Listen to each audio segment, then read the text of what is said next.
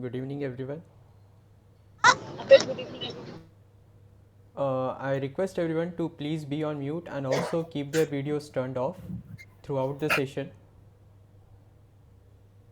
We'll begin shortly. I'm waiting for some more people to join.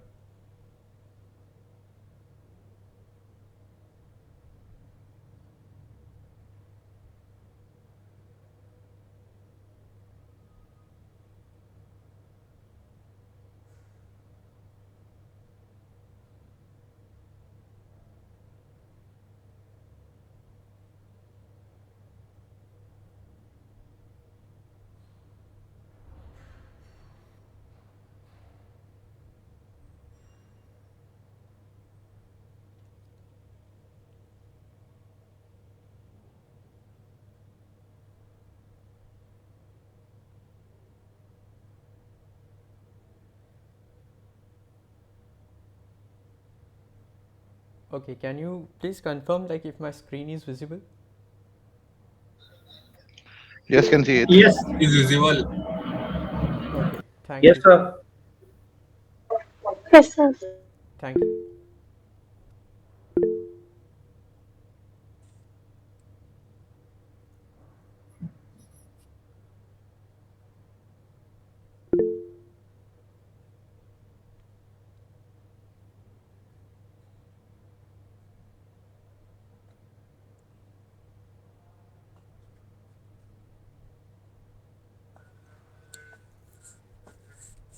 Okay, so let us begin. So, good evening, everyone, and wish you all a very happy Republic Day. I am Saish Jaiswal, a PhD student from Department of Computer Science and Engineering at IIT Madras, and I'll be one of the TAs who will be handling the live session for this course, Data Analytics with Python. So the main objective of this session is to clarify your doubts relating to the concepts that were covered in that particular week. So if you have any queries, like we'll be discussing certain concepts throughout this session, and we will also be solving certain questions like based on those concepts. So feel free to interrupt or ask any query you may have. I'll try my best to answer those queries. So before we begin, I have one question to everyone. Like I'll just start a poll. I just want to know like how many of you are comfortable with Python. So we'll be also doing some hands-on session over here like on Python, and in that like I'll be using a Python notebook to run certain codes and explain certain concepts relating to the course. So let me just start a quick poll.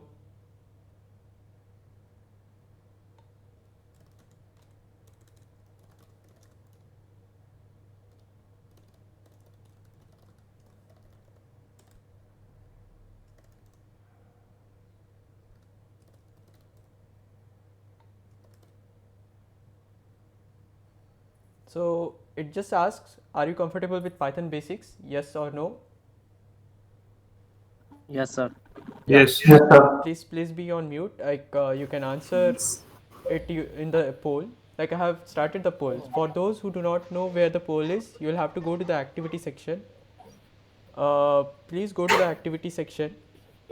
You can see three symbols over there: triangle, square, and circle. So please click on that, and there will be a poll option over there.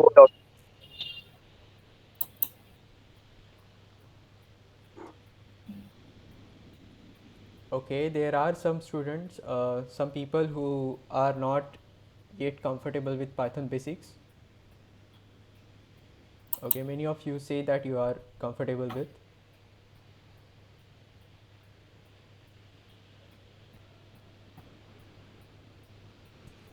Okay, great. So just wanted to have an idea like what we are going to do. So yeah, don't worry for those who are not so aware of Python basics. So I'll be covering some basic Python in this tutorial session. Let me stop the share screen. Yeah, so I'll be covering some Python basics. So you don't have to bother about that. For those who feel that it is too basic for them, uh, like please bear with me because I have to bring everyone to the same level before we delve into other concepts that are coming up in the other weeks. So yeah, and also by the way, like for your information, all these sessions are going to get recorded and uploaded to YouTube, and the material that I am going to use, like the slides and the Python notebooks, those will also be shared with you. So feel free to leave if you feel that it's like too basic for you to attain, and don't bother about the attendance because attendance is not going to be taken in these sessions, in all of the 4 sessions that are going to be conducted. Also it depends on your schedule, like when you want to join. So there will be 4 such sessions headed by 4 TAs. I am one of them.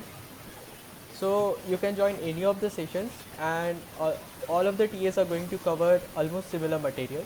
The way they will be covering the material will be different, but the topics that will be covered will be the same. So yeah, you can attend any of the sessions and get your doubts clarified from any of us. So apart from this, are there any queries? Yes, Vaishnavi, just a second. I'll just share my YouTube channel link over here.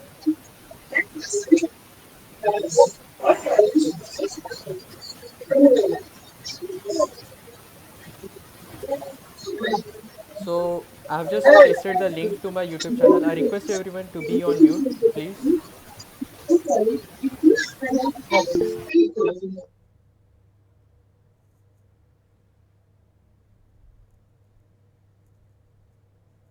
Yes. So I have taken this data analytics with Python course earlier as well, like in the year 2022 as or 2023 Jan May. So this is like some nth offering of this course, and in this offering, like we'll be uh, kind of trying to see some different aspects of data analytics than what I covered earlier.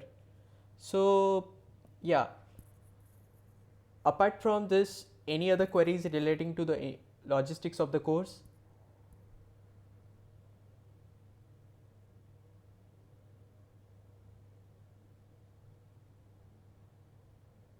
What are some common challenges and errors using Python for data analytics?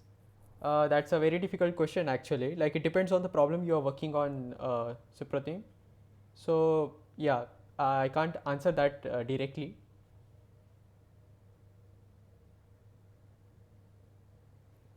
Okay, so let me first begin.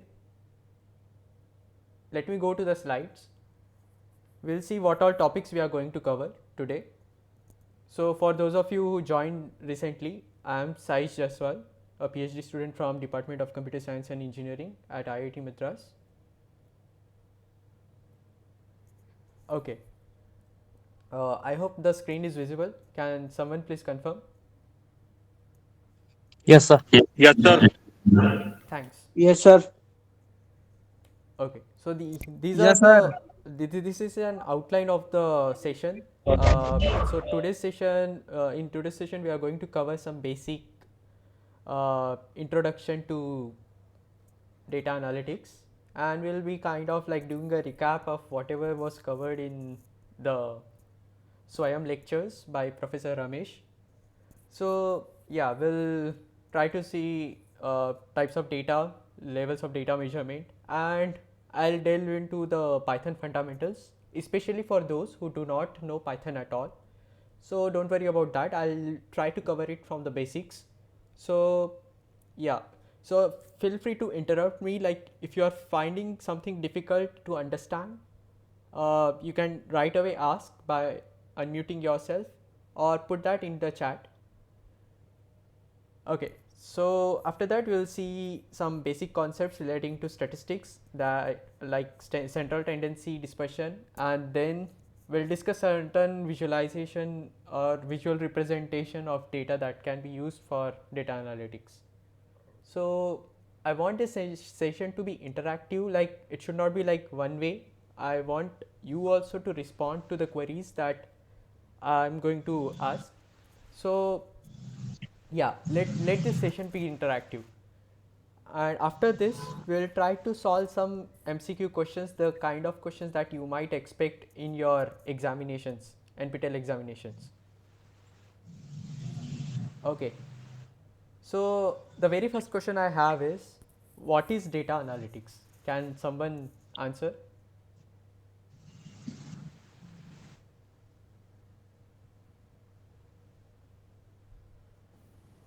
Okay, Sahil, I'll answer that query. Like, we are going to have some hands-on on Python, so yeah, we'll see how to read CSV and Excel files.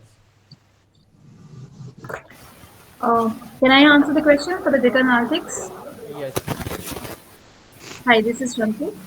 Um, as far as my knowledge is concerned, data analytics is basically a scientific process of refining the data, analyzing the data, and getting some useful information from it, Yes, useful insights from it.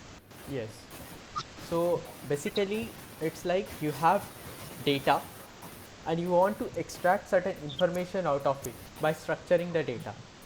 So the process of taking that information out of it and inferring something from it is nothing but data analytics. So that is like a very theoretical description of what data analytics is. So yeah, let us go ahead. So what are the types of data you have?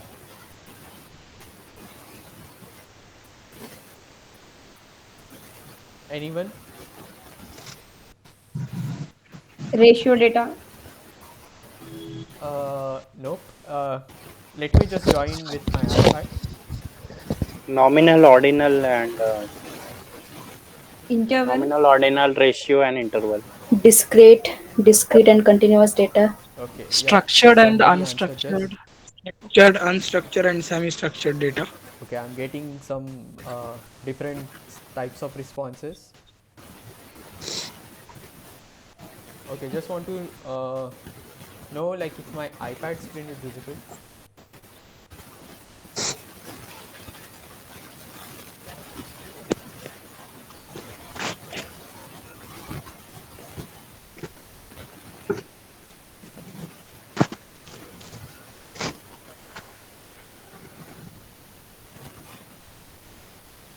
Okay, can someone please confirm if my iPad screen is visible?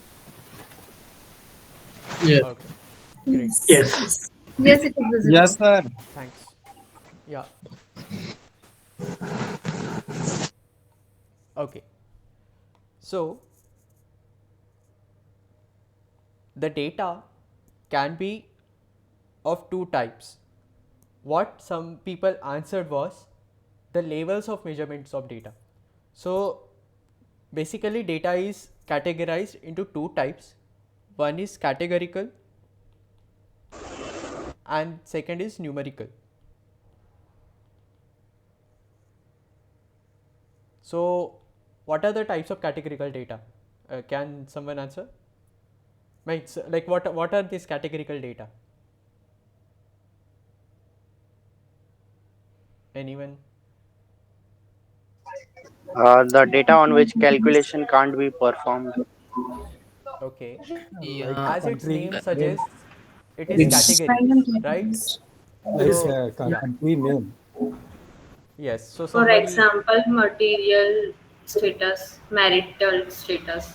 yes, yes, Gender. yes. So any categories, like so, a data can be categorized into different categories. So that kind of data is called as categorical data. For example, gender. So gender can be male, female. Okay. So I can categorize a data point into one of these. In this case, a data point is a person. So I can consider person into categorize person into one of these categories. So that is categorical data. Now the numerical data. So as its name suggests, numerical data will contain numerical values. And now this numerical data is categorized into two different categories. One is, can someone answer? Discrete and Discrete continuous. and continuous. Continuous. Yes, discrete and continuous. So discrete data, as its name suggests, these are all discrete numbers. For example, the whole numbers 1, 0, 1, 2, 3, and so on. And continuous data is your height, weight, or something. So it can be like from ranging from 30 to 40. So there are like infinite numbers in between this. So it's not like we are not discretizing it, sorry.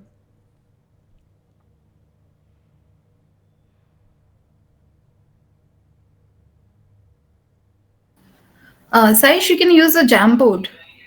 I It'll be would much prefer to easier. use iPad because like I'll have to do a lot of things over here. So Jamboard actually like I'll have to then kind of like scribble over it using my Okay. yeah. So I am not Okay, sir. Okay, sir. comfortable with iPad. Good notes. Can someone please confirm if my screen is still visible? No, Uh, sir. No, sir. No, sir. No, sir. Yeah.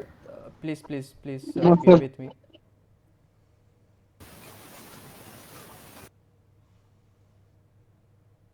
Visible now. Okay. Visible, sir. Yes, sir. Visual. Yeah. Thank you. Thank Okay, you. it's Yeah. Please, everyone, please be on mute. Okay. So this was a basic introduction to what types of data are, but what many of you were answering was the measurement of the levels of measurement of data. So we have 4 levels. Yes, as somebody answered, like, can you answer again the 4 levels of data measurement of data? Nominal, ordinal, interval, and ratio. Okay, nominal, Ordinal. Ordinal, interval, interval, and ratio. and ratio. Okay. So what are nominal data? It's classifies data like it's the categorical data Yes, actually. yes. Basically, it's categorical data. For example, gender. Again. So here, what are the characteristics of nominal data? Uh, it They are should be non-parametric. Okay. it should be classifiable like there should be Cannot do mathematical operations. There's no Okay. ranking involved in Mathematical nominal data. operations Yeah, that difficult. is the most important Mathematical one. operation is First not is possible. we cannot rank them. Like there are categories, even ordinal can be considered as categorical, but here we cannot rank them. Like male cannot come before female or vice versa. So there is no rank or any number associated with the uh, names in the case of nominal data. Yeah, that is sure, like true that we cannot do any arithmetic operation and all, definitely, but we can have some frequency of each of these categories. Like we'll discuss the plots and other things, visualization of data in the later part of this session. But yeah, you cannot rank them. They don't have notion of rank associated with it.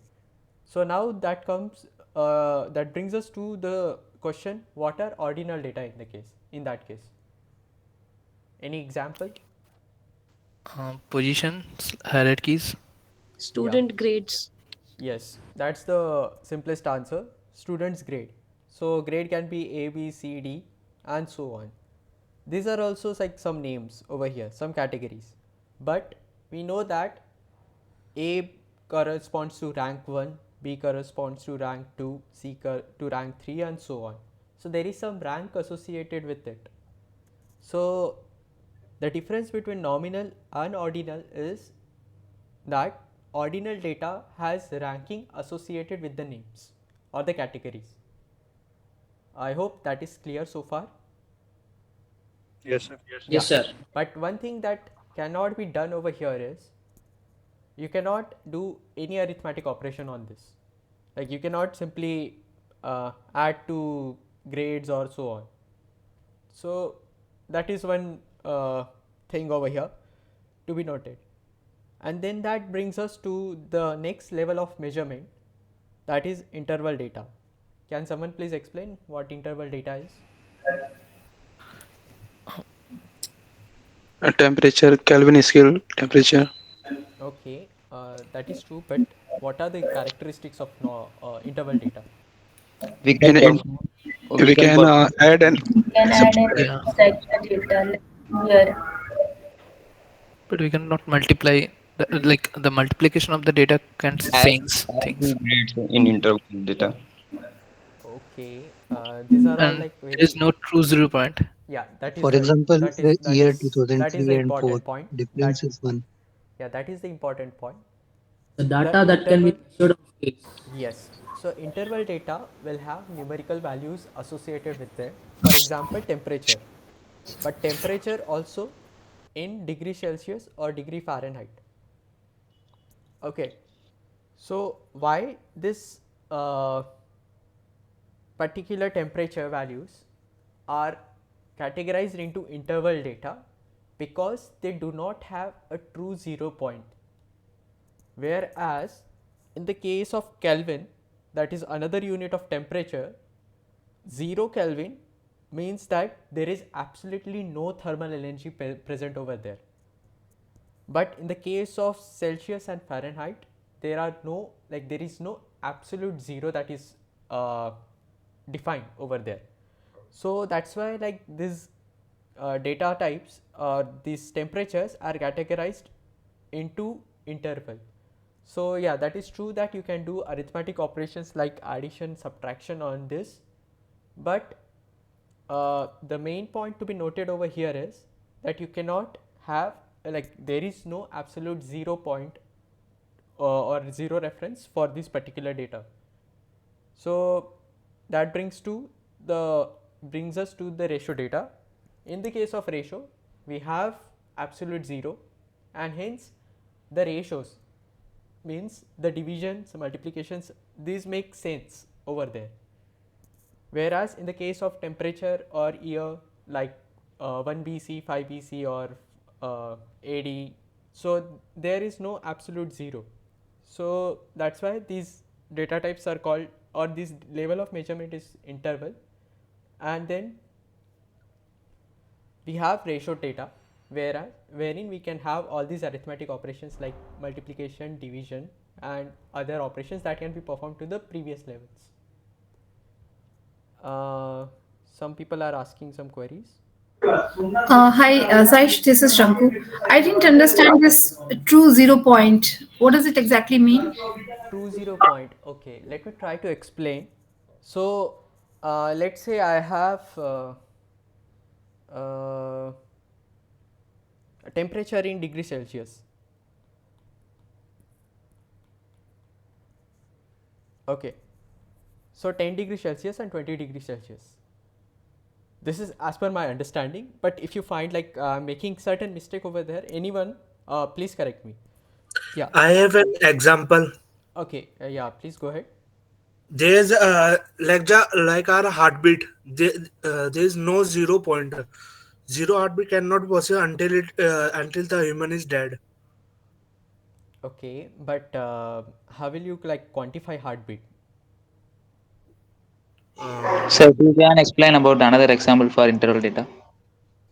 Yeah, so I have this example in my mind. So let me just explain this to you. So you have two temperatures, 10 degrees Celsius and 20 degrees Celsius. Numerically, this is twice as much as 10 degrees Celsius, but you cannot talk about the thermal energy that is present, like the thermal energy present at 10 degrees and 20 degrees. So you cannot say that it's almost like twice of it. So if I say 0 degree Celsius, it doesn't mean that there is absence of thermal energy over there. So it's only possible when you write it as in terms of Kelvin. If you write 0 Kelvin, then it is like absolute absence of that particular value. So yeah, that's the kind of notion I have. But yeah, please feel free to give another example which you may have. Anyone else?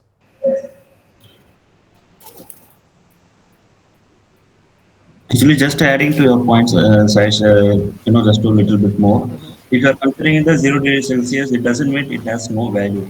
No, But no, in it has terms a value. of, It has a yeah, magnitude yeah. associated with it, but Yes, it yes, doesn't mean yeah, the just to explain. absence of the thermal energy. Yeah. That's what I'm saying actually. Yes, If it is 0 degree Celsius, it means there is some value associated. it has Definitely. the yeah, it has the value in terms of the Kelvin. That is 273 Kelvin. Yes, If it has yes, no zero, true value. That yes. is what he's trying to explain. Yeah. Yeah. So yeah, that's the thing, that there is some notion associated with the ratio data, that you have certain physical phenomenon associated with it. Age, yeah, here again it will come under the category of interval data. Height also we can say. Yes, height can also be there. Every ratio data is an interval data, obviously. Okay, so yeah, let us not go too much into the depth of this. Uh, let me stop it over here.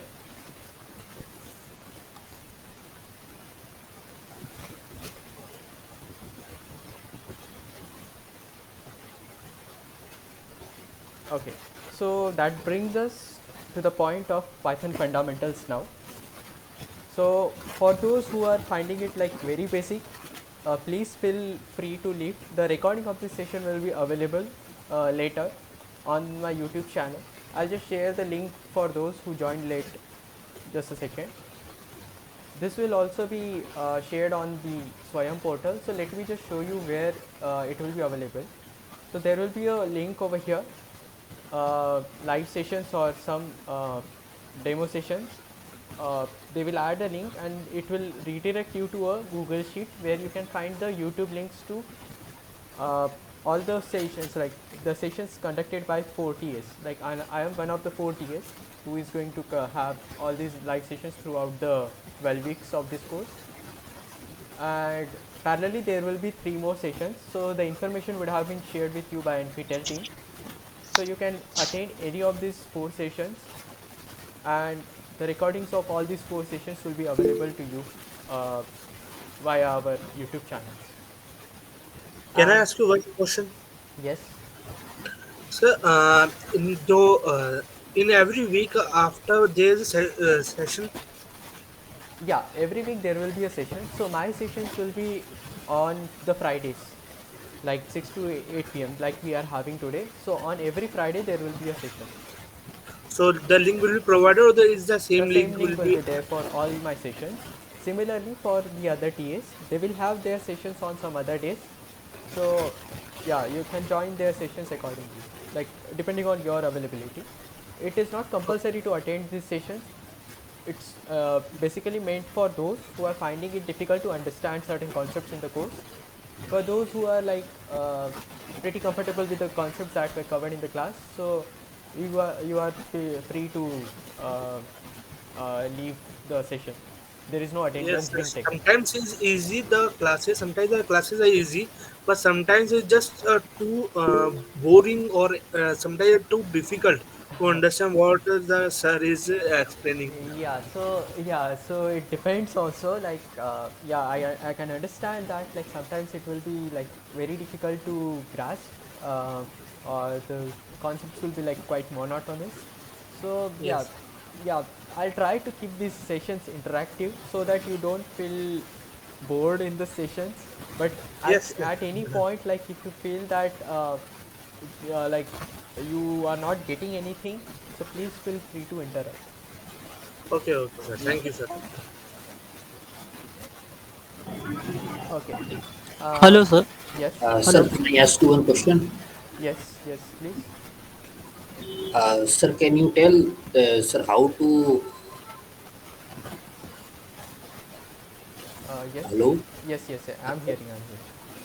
Sir, how to upload the Excel file in Jupyter Notebook? Yeah, I'll come to that couple. So in these Okay. sessions, I'll be using Colab, which is very similar to Jupyter. So you need not stick to Jupyter, but similarly, it can be used over there. I have not tried Jupyter Notebook, but Colab will be like very useful for everyone because it is like basically stored on Drive. Like whatever you are doing, whatever Python scripts you'll be writing, it will be stored to your Google Drive, and you can access it from any system. So you need not be restricted to your own system. So that's why I prefer this Google Colab, and I'll also share link to this Google Colab. This material will be available to everyone, so you can create a copy of that uh, Colab notebook and then play around with it. Okay, sir. So, are you trying to import the CSV file in your Python code or in your Yes, Jupyter? it will be in the Google Colab, but similarly it can be done in Jupyter. So there is no difference. The programming language is the same, Python. Yeah. Only the tool that I'm using to code is Colab. So the course will be available on the SOM, right? Yes. The video that you're Yeah. showing right now. It will Because be, it came yeah, late. so please wait for the other sessions to get over. So they will make it available to everyone. Can you please explain me an example of that the video lesson since right now? Can you give me a big example of which how we can how we do work of our what we learn about since now? Sorry, I didn't get your question soon. I want a big example that what will the what in company we will do work for about the until what we learn right now. Okay, you want to know that what is the use of the concepts that were covered so far in your uh, company scenario? Yes. Yeah. So it depends on the kind of problem you are working on. So let me give you my example. I am a PhD student at IIT Madras, and I have to deal with lots of data. I basically work with the brain signals and the genomic data like DNA and RNA sequences. So there we'll have to do, I build machine learning models. Again, that is data science.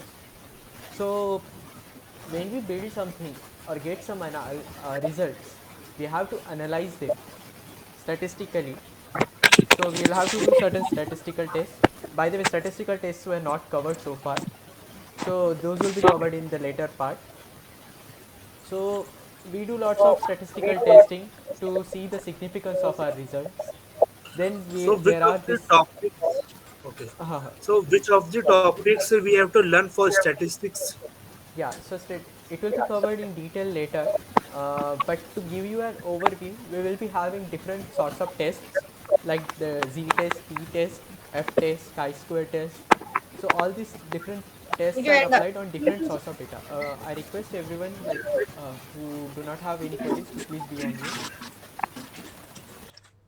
Yeah. So just to give you an overview, like we will cover different sorts of statistical tests in this course throughout this course, and also we will have concepts like regression and other things, wherein you will get an idea of like the predictive statistics analytics that Professor Ramesh would have talked about. So yeah, please wait for that, and the videos of these sessions, like all the videos recorded by Professor Ramesh, are available on the YouTube channel, NPTEL YouTube channel. So you can also look into the kind of topics that are going to be covered in the future sessions. It will be difficult to explain it in short, but yeah, that's an overview. Mahabir, yeah, so don't bother about it. I'll cover the Python basics. Like I'll try to cover Python from very basic, like from the variable level.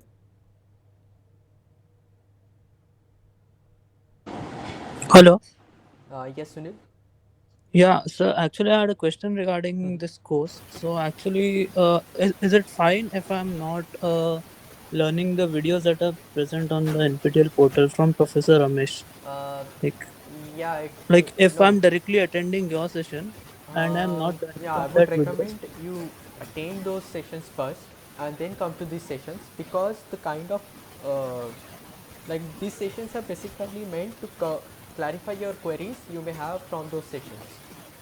Okay. Yeah. But all these points are covered in this session, or I at may not some. be able to cover all those points because like it's a 2 hour session and then I'll have to like rush over certain things. And Okay. yeah, basically it is meant for those who are finding it difficult to grasp the concepts over there. Okay. So the flow is like I have to first attend Professor Amesh's Yeah, that videos is and then I have to recommended. come on. Yeah, that is recommended. You go through those lectures and Okay. then we'll try to discuss the same concepts over here. I may not be able to cover all the concepts covered over there, but few basic ones like which is uh, uh, like like a foundation of the week. Okay. Okay. Thank you. Yeah. Shesh, do we have any session on probabilities? Like, Yeah, I do have probability. Yeah, some doubts second on. week, second week will be on probability. So we'll try to Okay, solve great, some probability related questions over there. great. Thanks. Thank you. Yeah. Any other query? Are the other three sessions left are the same sessions, or are they going to teach different things? The other three, the sessions which are tomorrow, Thursday, day after Yeah, tomorrow. so there are other 3 TAs who will be conducting similar sessions. Yeah, so they will be covering similar topics that were covered in the week, but the way they will be presenting the material will be different. Like they will have their own material to present, like their own way to uh, cover the concepts. So yeah, it depends. It varies from TA to TA. So you can try attending those, like if your schedule permits, and then see which one suits you the most. Thank you. Yeah.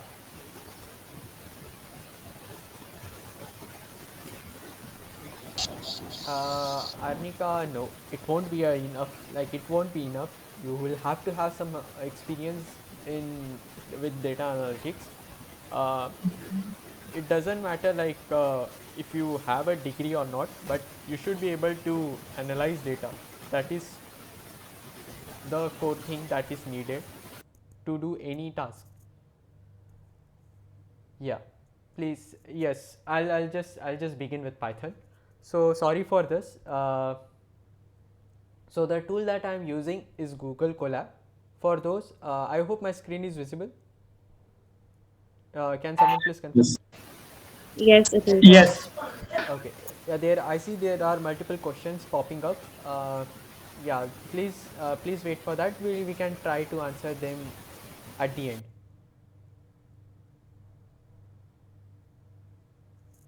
Okay.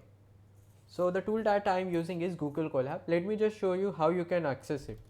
So just go to Google Colab and create a new notebook over here. Like if you want to code something, and Yeah, sorry, screen not visible. uh, Shesh, can you please refresh your screen? Like it's got oh, hang, I just a think. second.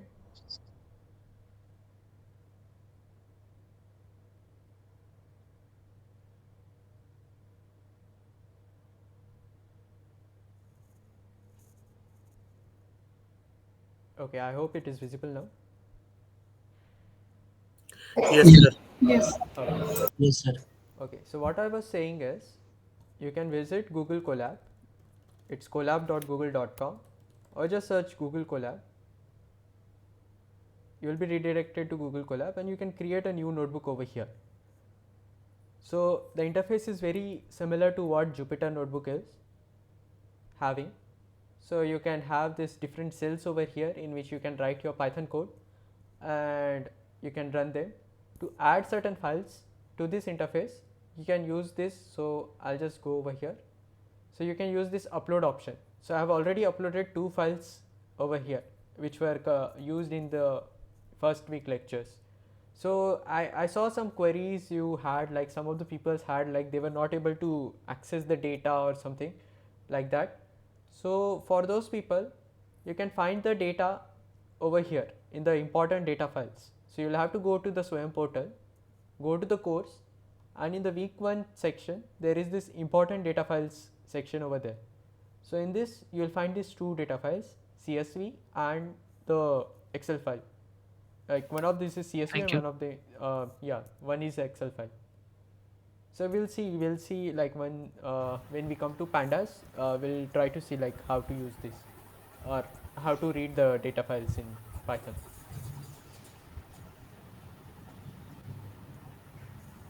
Okay, so let me just start from the very basics. The first thing that we are going to cover is variable. So yeah, I request everyone to please be on mute.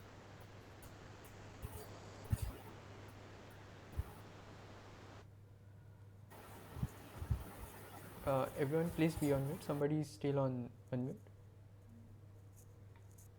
Yeah. So the first thing that we are going to cover is variable. So what is a variable? A variable is nothing but a space in memory where you can store your data. So in computer you have these hard drives, right? So hard drives will have certain memory spaces, and each memory space can be given a name, and that name is a variable. So for example, let me declare a variable a. The name of the variable is a.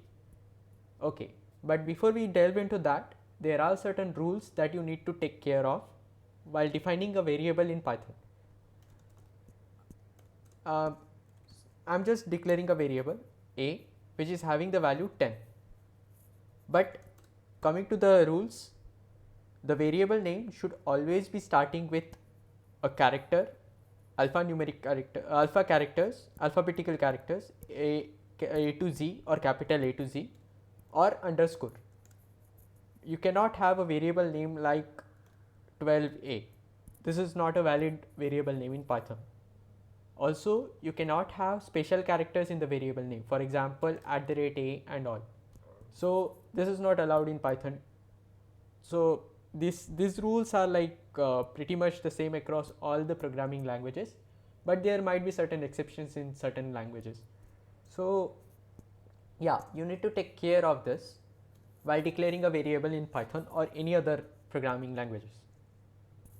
The advantage of Python over other programming language, like many of the programming languages, it is dynamically typed. Now what is dynamic typed? So in those of you who might be knowing C++, to declare a variable in C++, you also have to declare the type of the variable that you are having. For example, if I want to have an integer type variable which can store integer values, for example in this case a is assigned 10, but if I have to declare this in C, I'll have to write something like this: int a equal to 10. So I have to explicitly mention the data type of a as integer, or apart from integer we have another type, that is float, which will have the values like 10 point something something 453, 10.453. This is a floating point number. So all the decimal numbers like integer values will get stored in int. Floating point values, if you don't want if you want this particular points after the decimal point, you need to declare the variable as float in C. But in Python you can simply declare the variable. You can just have a variable name and assign any value you may want to. So it can be integer type. So let me just declare it. So to run this, you can either use this particular thing over here or simply do shift enter. So that will run the cell. Now I want to print this value. So there is a function in Python called print that prints the value of a variable or anything. What is a function, by the way? Like, let me ask you a very basic question. What is a function in mathematics? Anyone? Addition of two numbers. No. Addition of two numbers is an operation. What To is perform a task. Okay, perform a task. A function takes some input and gives an output. Exactly, that is the thing. Yes. Every input has exactly one output. No, that is not a clear definition of a function. A function is something which takes some inputs, performs certain operation on it, and gives the output. Performs a specific task. Yeah. So Yeah. let me just give you one simple function that everyone would have seen, y equal to f of x. This is like a very simple way of showing a function. So y equal to f of x. So what is happening? You are giving f is a function. You are giving, this is not a Python syntax. I am just explaining basic mathematics. So you are having certain input to this function. It will do certain operation on this. For example, f of x is x square. So you are giving x as input. It will take a square of it and then return it into y. Return it and then the value will get stored in y. So that is the operation it is doing. You are giving it an input, it is doing certain operation and returning the value, and that value is getting stored in y. Okay. Similarly, in Python there are certain inbuilt functions, and one of them is print. So what is print doing? It is taking certain input. The operation that it is doing is just displaying it on the screen. So it is not returning anything as such. So the thing is, it is taking input, doing operation of display, and that's it. But there are certain functions in Python that do other operations. So we'll come to that later. So Saish, we don't write the var for the in the Python var in the, okay, so means like with for variable. for variable. No, Yes, we don't. We we don't don't. write Okay. a var. So Just it simply is write the name of the variable and and assign it the assign the value. value. Yes. Okay. Exactly. So that's the advantage in Python. It is dynamically typed, so it will take accordingly.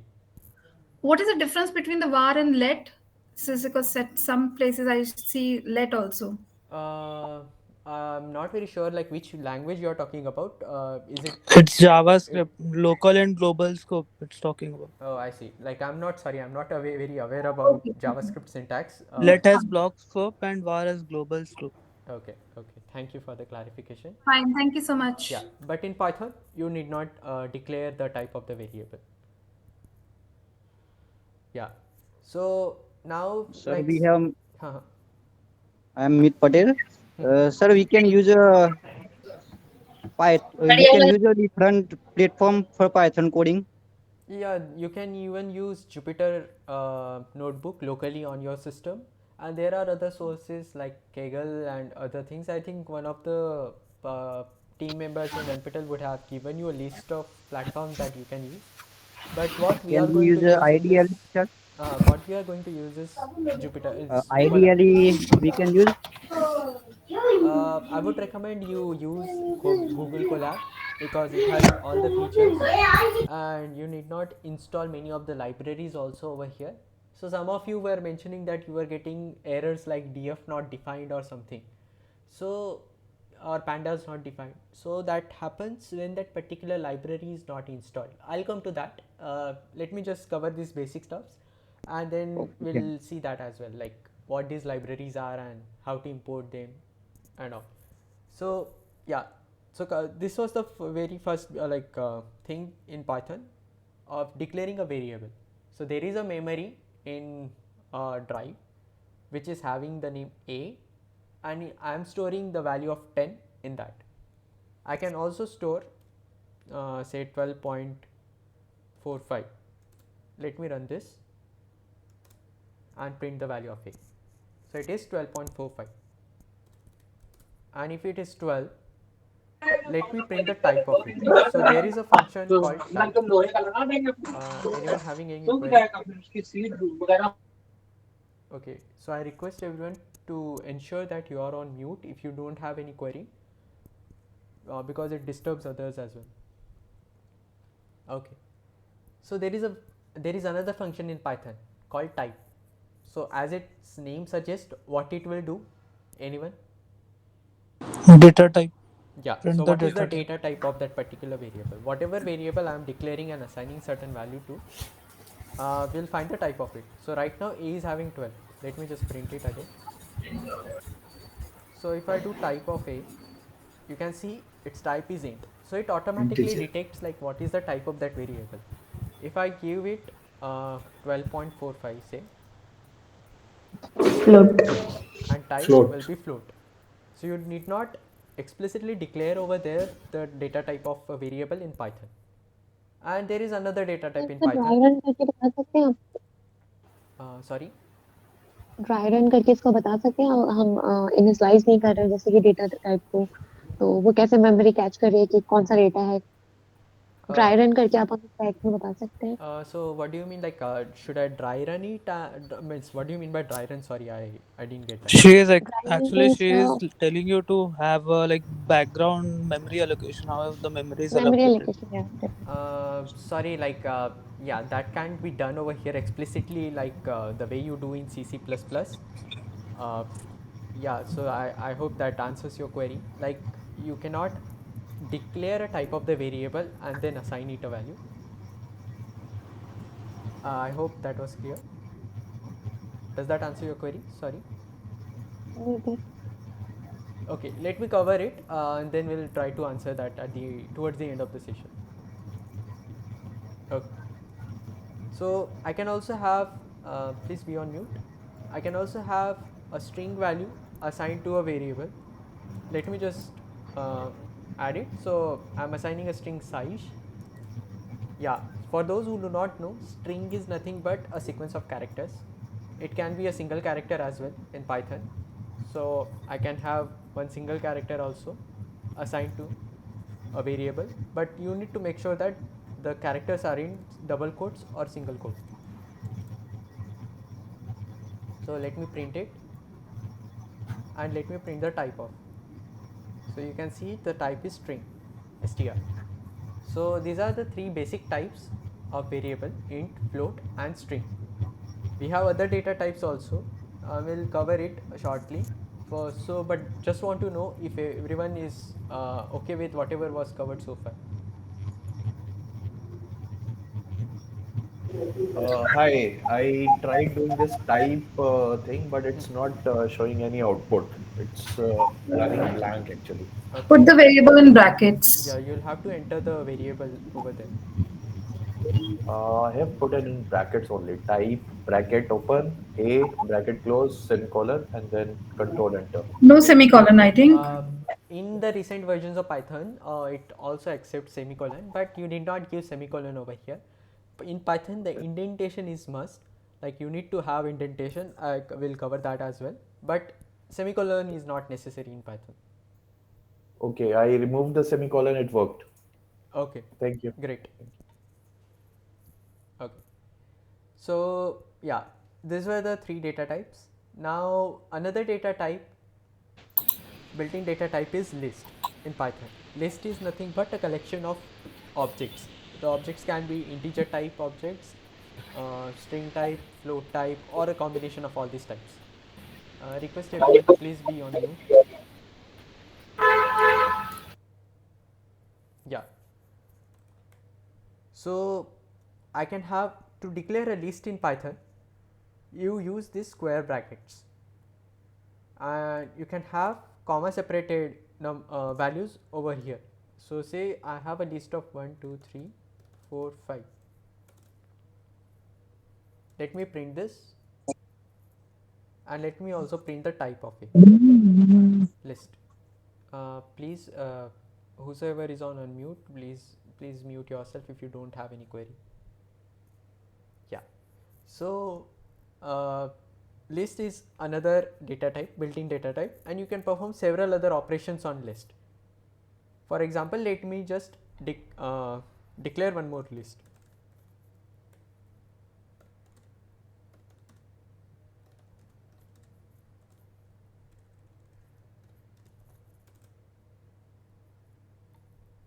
So to access any number from the list, if I want to access the first element, you will have to make sure that in Python the indexing starts from 0, like in many other programming languages. So if you want to access the first element, the index will be 0, second element index will be 1, and so on. So if I want to access the first element, I'll have a of 0. I'm not having print over here. It automatically prints the last statement in the cell. But if you want to print it explicitly, you can have it over here. So if you want to print another element as well, so say I want to print the first one and the fourth one, so what will I give over here for the fourth element? Three, sir. Index for 3. Yeah, so it is printing the first element and the fourth element. So you can say the element at index 0 and element at index 3. So you need to make sure that whatever indexing you are using, it should be starting from 0 in Python. Also there is something in called comments in Python, like in other Reverse languages. index. Sorry. Hashing. Yeah, so using hash you can start a comment. So comment is not treated as the program or the part of the code. It's like it is only meant for making your code clearer or adding certain comments to make others understand your code.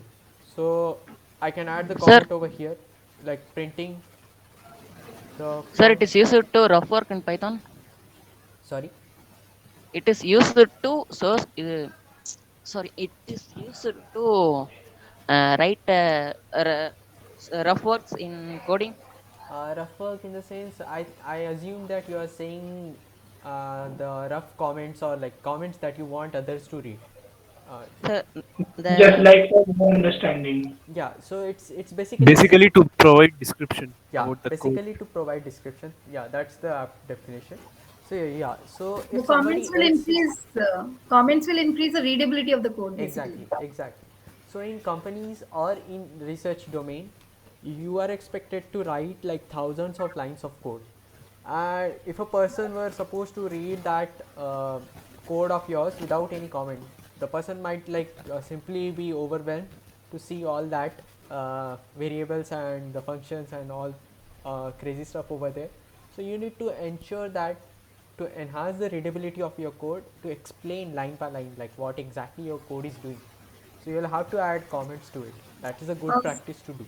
Saish, can you please tell me one more time how do you add the comment? Yeah, so you will have to have, so in Python there are three ways. One is single line comment. You can do it using hash. So just No, just, how will you add that line above the code? yeah, so that is like just put a hash Okay. and then write whatever you want to write.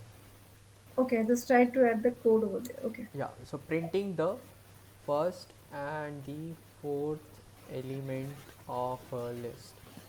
So this is a comment, but if you want to have multi-line comment in Python, you can use these three quotation marks. You can use double quotations, double quotes 3 times or single quotes 3 times. So this is a multi-line comment. And Good evening, sir. good evening. Yeah. What is the symbol is? Quotes? Yeah, these are quotes. These are double quotes and these are single quotes. Also, we can use front slash and asterisk, right? Uh, That's as for the JavaScript. no, forward C++. slash is not forward slash is not considered as comment in this language. It is in C++, It is and also used in JavaScript as well. yeah, C++ Yes. JavaScript you can have that, but in this in Python it's not considered as comment. So if you write forward slash and asterisk, so it will just simply throw you an error because it is not a comment. So this is single line comment used like made using hash, and or if you want to have multi-line comment as the way you do in C, like slash asterisk asterisk slash. So you will have to have, instead of that you will have to have the double quotes 3 times, means quotation marks 3 times, double or single.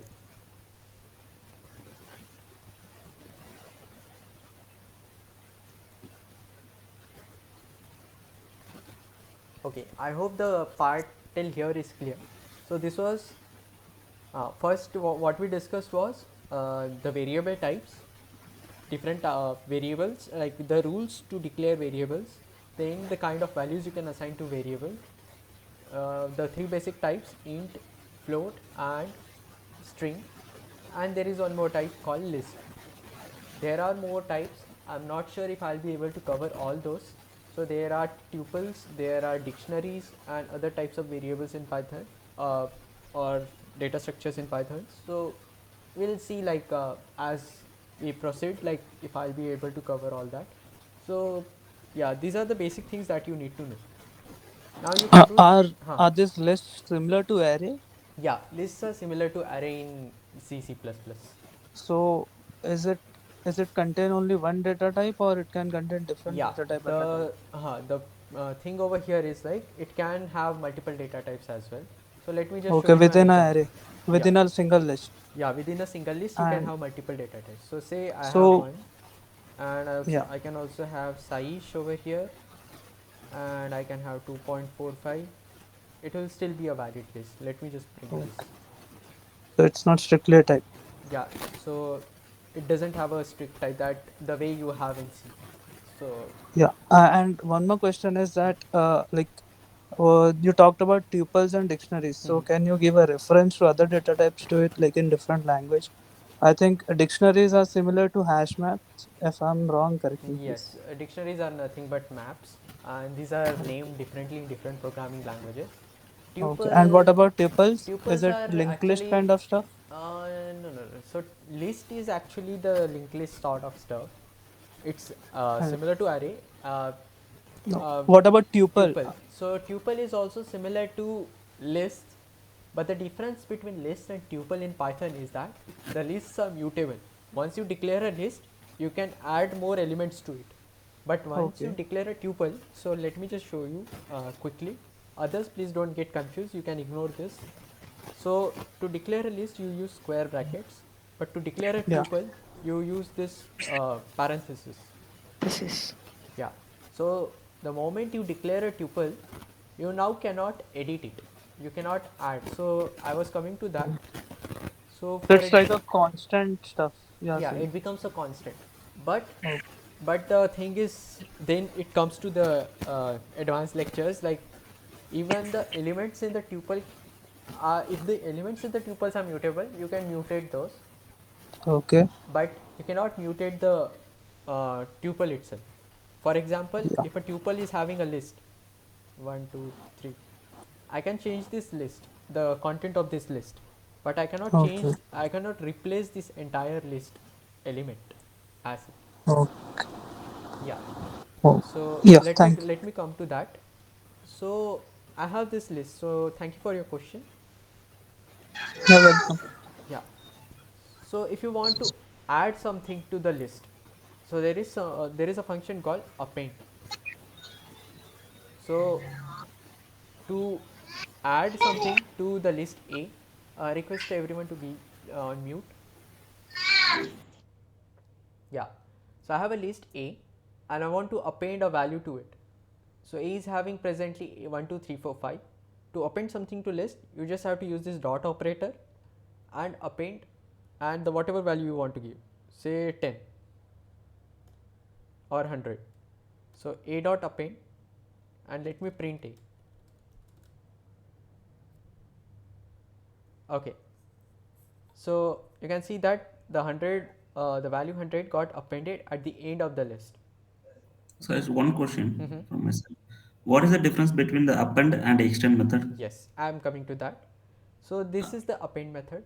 Now let me append this list B to list A. So if I do A dot append B, so what do you expect? What will be the content of A will be? The list B will be added to the end of the list A. Yes, that is correct.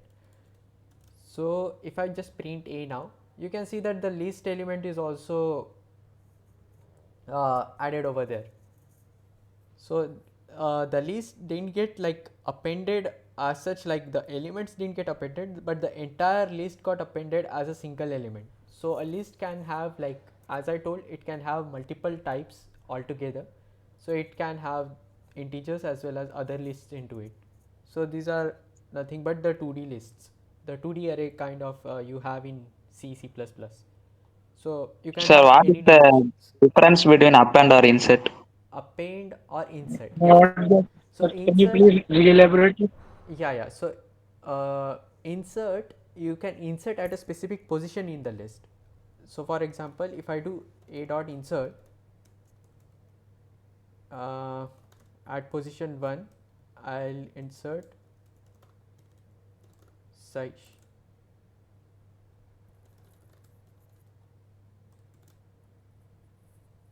So do you see over here? It has inserted at a particular position. But if you simply do append, it will append at the end. I hope that answers your query. So insert is basically putting at a specific point or specific position, and append is to add the items at the end of the list. Yes. Okay. Yes. And now coming to extend. So let me declare this list again. 1, 2, 3, and another list 4, 5, 6. So I have two lists over here. By the way, the moment you reassign something to the variable, the previous values get overwritten. So whatever value it was having earlier, 1, 2, 3, 4, 5, if I run it again, so that particular previous values will get overwritten. So if I print the value of a now, so you can see it is having 1, 2, 3 and not 1, 2, 3, 4 and whatever operations we did earlier. So let me now do a dot extend. For those who know, what will be the output of this? The element of B is added in the list A. Okay. Means a single with both list elements. Yes. So let me just show you out. So you can see over here, the elements of B now got added to A. What we did earlier, when we did a dot append B, so the B as an entire list got appended to A. But if we want to add the elements of B to the to A, or to extend the list A with the elements of B, we use this function called extend. So there is a difference between append, insert and extend. Is that clear to everyone? Yes, it's clear.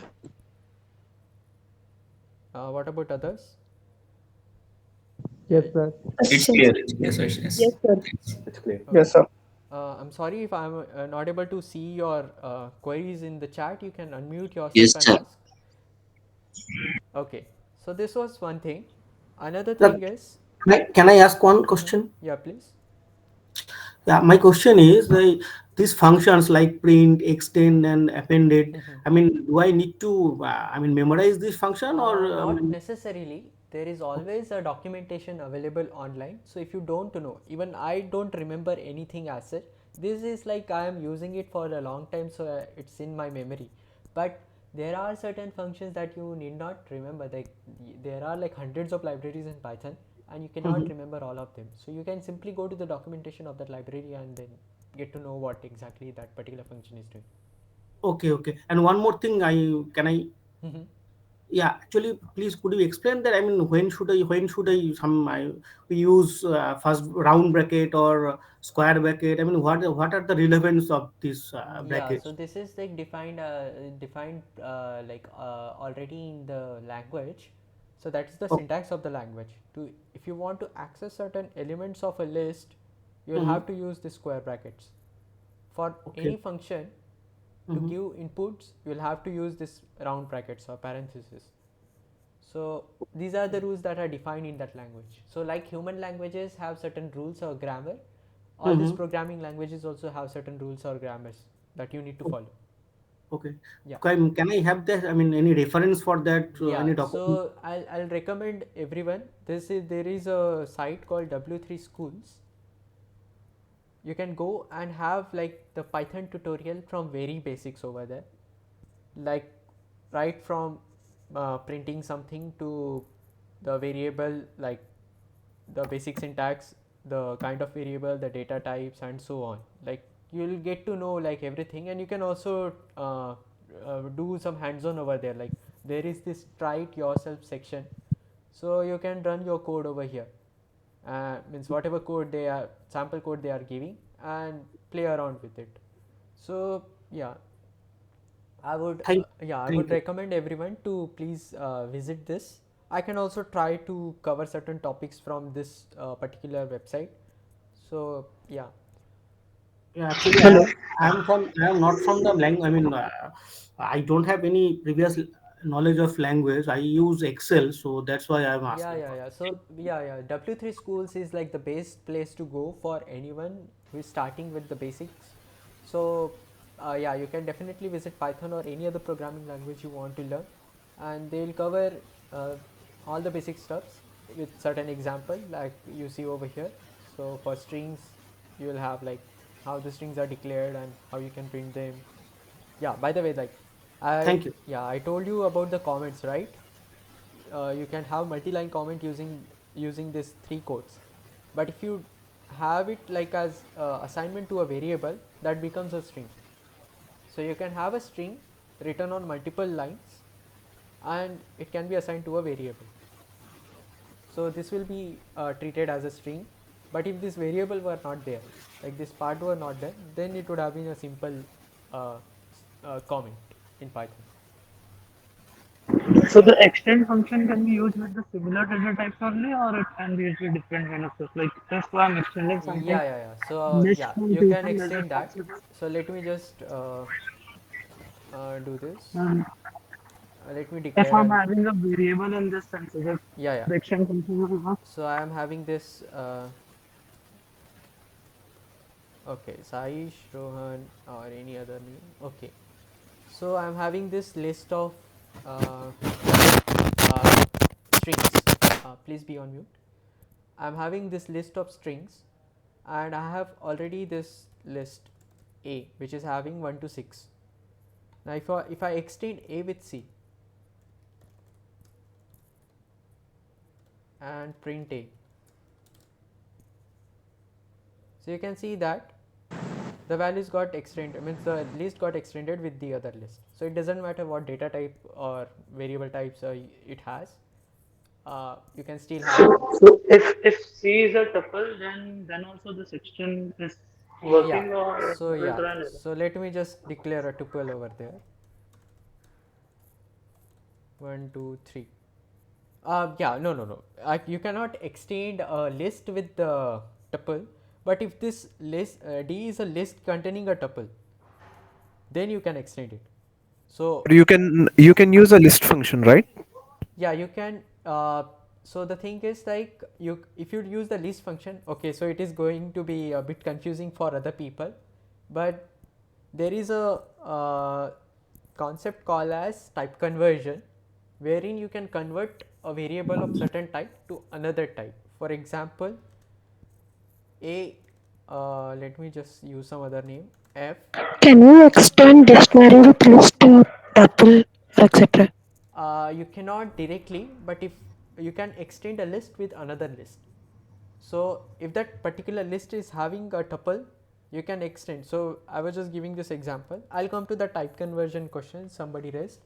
So I have this D list which is having one tuple, 1 2 3. So now let me just print A once.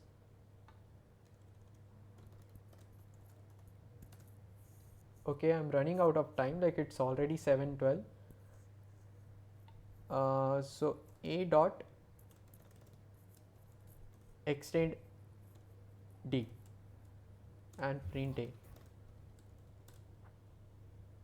So you can see that the tuple also got appended, or the list got extended with that another list which was having a tuple.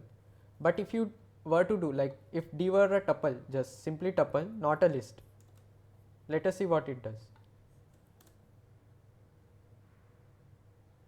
Yeah, sorry. So yeah, it does that in Python. I was not aware of it. So it has extended implicitly over there. Okay. Yeah. Thanks. Yeah, thank you for asking that question. I also learned something new over there. Okay, fine. Yeah. I'll ask more then. Thank you. Okay, so I hope this is clear to everyone so far. Yes. Yes, it's all clear. As you told in Asia, Python lists are as arrays in other languages. C++. I have a doubt that in W3 school or in that there is two individual concepts, a list and array. Yeah. So the array that you are talking about, Bolendro, is the NumPy array. So we'll be going to the NumPy library now.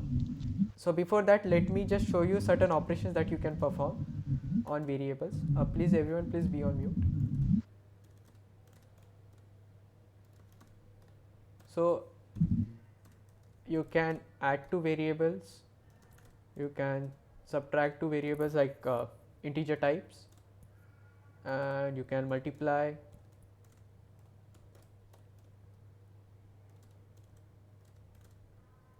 or divide, unless it is a division by 0, so it will just throw you an error.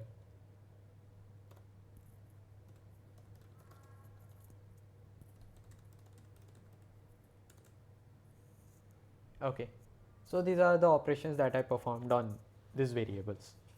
So similar operations can be performed on lists as well. So extend, append, insert are nothing but certain operations that are being performed on lists. But there are, like, if you want to extend to like a list with another list, you can also do like this. So like A is a list, B is a list, and if you do A plus B over here, let me print it, print C. So you can see over here, it has concatenated these two lists, the addition operation. But if I do subtraction, you will see an error. So there are certain operations that can be done on certain data types, but not on the others. So you can do subtraction and all on integer types or floating types, but you cannot do them on lists. You can also add two strings as well. So I have a string Saish, and so if I add this two,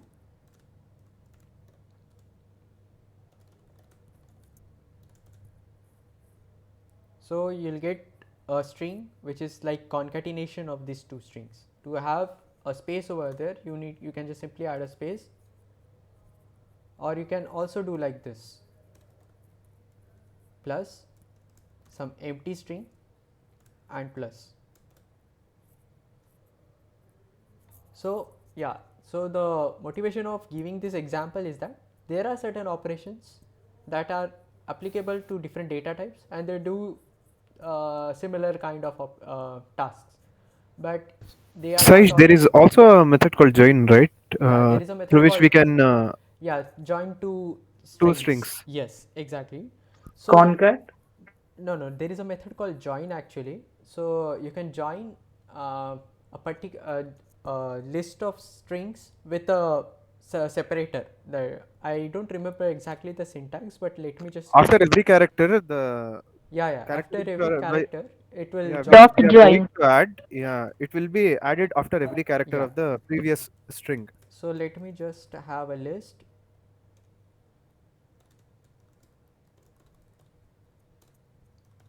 A dot join.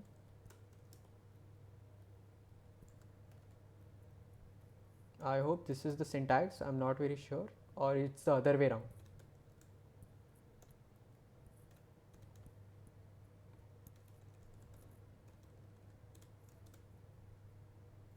Yeah, this is the syntax.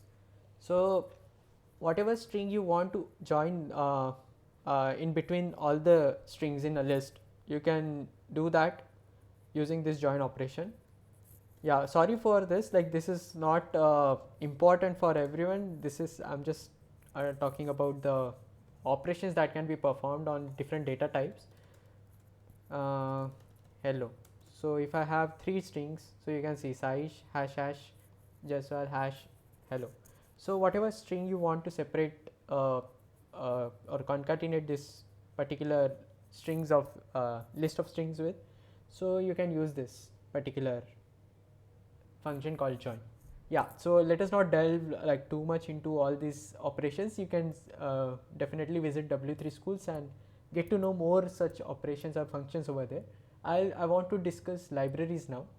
So yeah, so I'm not sure if I'll be able to cover all these things, but yeah, I would recommend, like, if you visit my NPTEL channel, I have also taken live sessions on for this course called The Joy of Computing Using Python. So yeah, I would urge you guys, like, if you need more help with Python, so you can either watch these sessions or uh, go to W3 schools and get hold of Python basics over there. So this was just to give you an introduction of Python, and what we are going to cover now is libraries. So like in general, like we have libraries of books in our world. So similarly in Python there are libraries, and these libraries contain functions Hello, sir. instead of books. Hello, Which, sir. hello, yes, Sir, can you talk please about the other one you mentioned, the dictionary? dictionary. Oh yeah, Yes. dictionary is also a data type in Python. So Yeah, let you me talked just about this. declare a dictionary. See how it I'm works. not sure if I'll be able to cover all the things that I was supposed to cover in this section lecture session, but yeah, I'll try to cover them in the next session then. So dictionary is like a map, as somebody suggested, pointed out. So it is a map of key and values. So you will have certain key, say Saish, and say my grade or the marks I got 90, and Rohan got 95, Durga got 100. So if I want to access, let me just print this first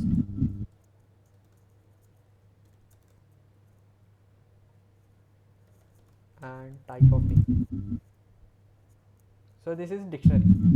Now Yeah, in I see. list, yeah, so in list you were accessing the values using index 0, 1, 2, 3, but in this case you can access the values using the keys. For example, if I give a of size in square bracket, I'll get 90. So it is a key value pair. So you have keys and you have values. One key can have multiple values, but there cannot be same uh, multiple keys with same name. So if I try to do this,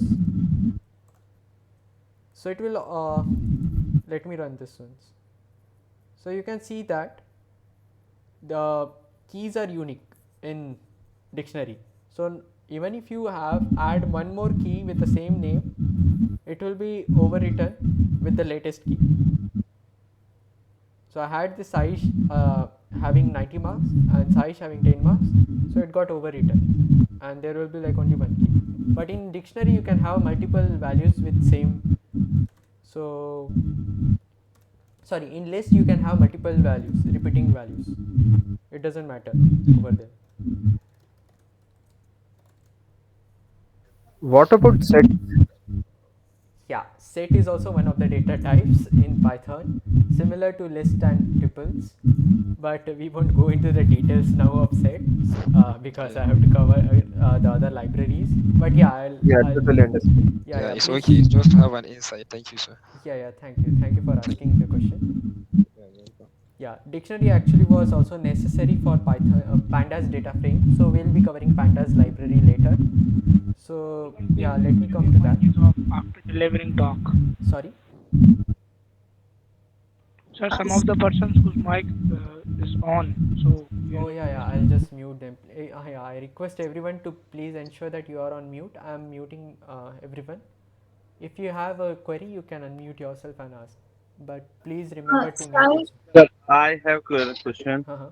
Sorry, actually, I just joined the session, so Okay. actually, I'm not aware what is the purpose of these sessions. So, for sort of, we have to clear the assignment purpose, or you are covering the entire curriculum of that particular week. No, no, no, So, no. So we will be covering certain topics that will be useful for you to solve your assignments. Okay, Yeah. okay. And if any doubt on any question in the assignment, then that question you will be covering in this session. Yeah, I cannot discuss the questions in the assignments directly, but I can discuss the concepts that are being used in those. So we have already discussed certain things like append, extend, and all these things. So these are there in the assignment. So Okay, just one more question. So I can see the multiple sessions will be going yeah, in next 2 or 3 days. yes. So the purpose agenda will be same, or Yeah, there will same, be same. different. Yeah, same. Okay. The sessions are on different days because like the TAs are available on those days, and also like if students want to join some other sessions depending on their availability, they can join any of the sessions. So any one session will be enough. Yeah, it will be enough. Like if you, but you can definitely join others as well. And all these sessions are getting recorded, so they will be uploaded to YouTube channels of the particular TAs. So you can watch the recordings as well later. Sure, sure. Thank you so much for the Yeah. clarification. Yeah. Excuse me, sir. Uh-huh.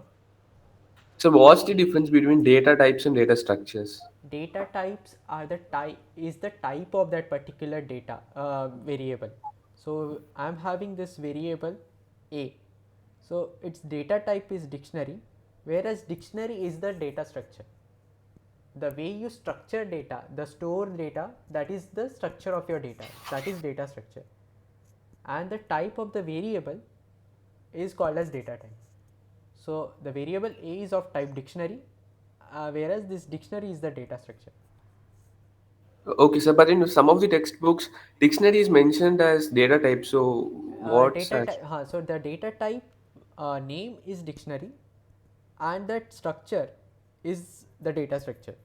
Means list is also a data structure, and a type of the variable which is assigned a list data structure. Is Okay, that sir. clear? Saish, what is this on the line number 65? Can you please explain this join part? Yeah, so yeah, it's not very important. Somebody just asked it, so I have explained it. So you have a list of strings, and then you can join the strings using certain separator. Oh, okay, Yeah. okay. So if I declare if I have any separator, you can join the strings with that separator. That's Fine, got it. yeah. So yeah, and one more thing I was going to discuss was type conversion. So I totally forgot about it.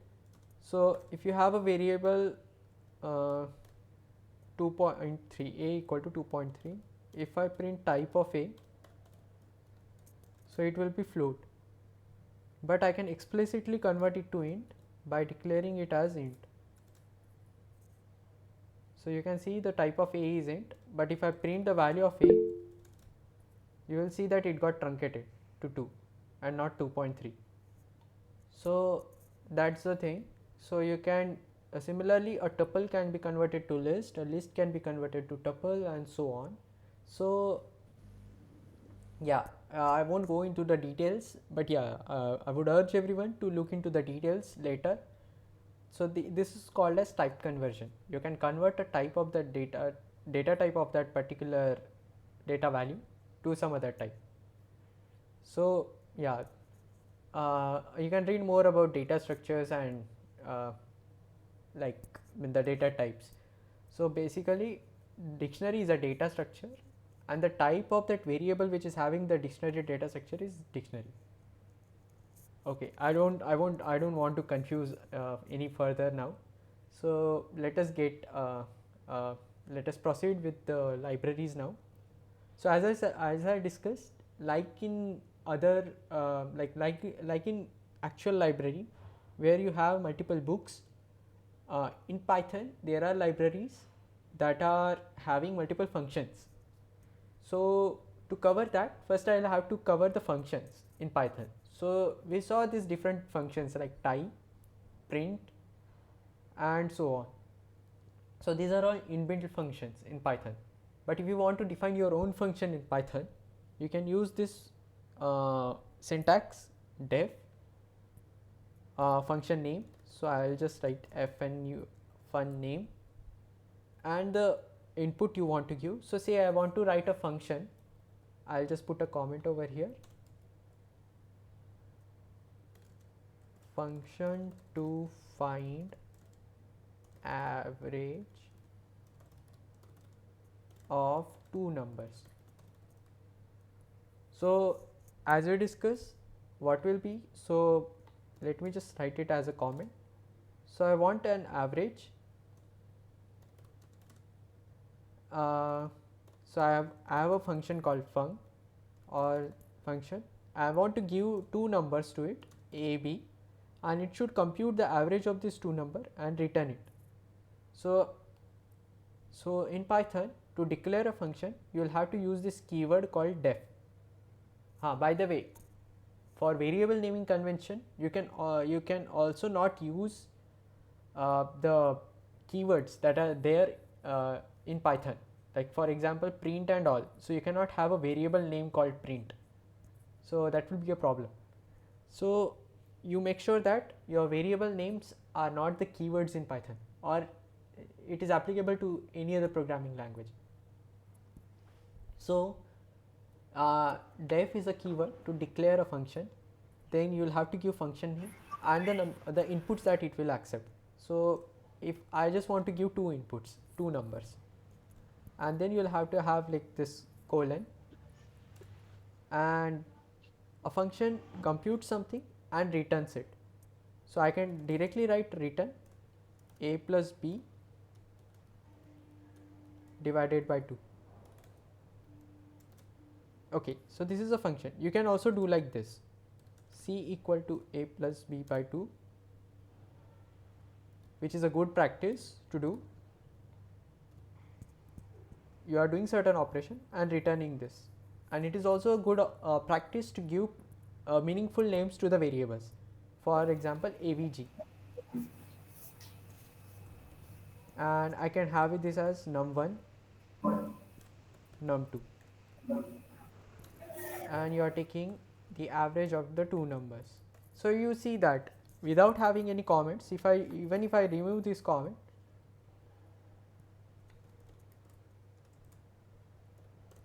calculate average of two numbers.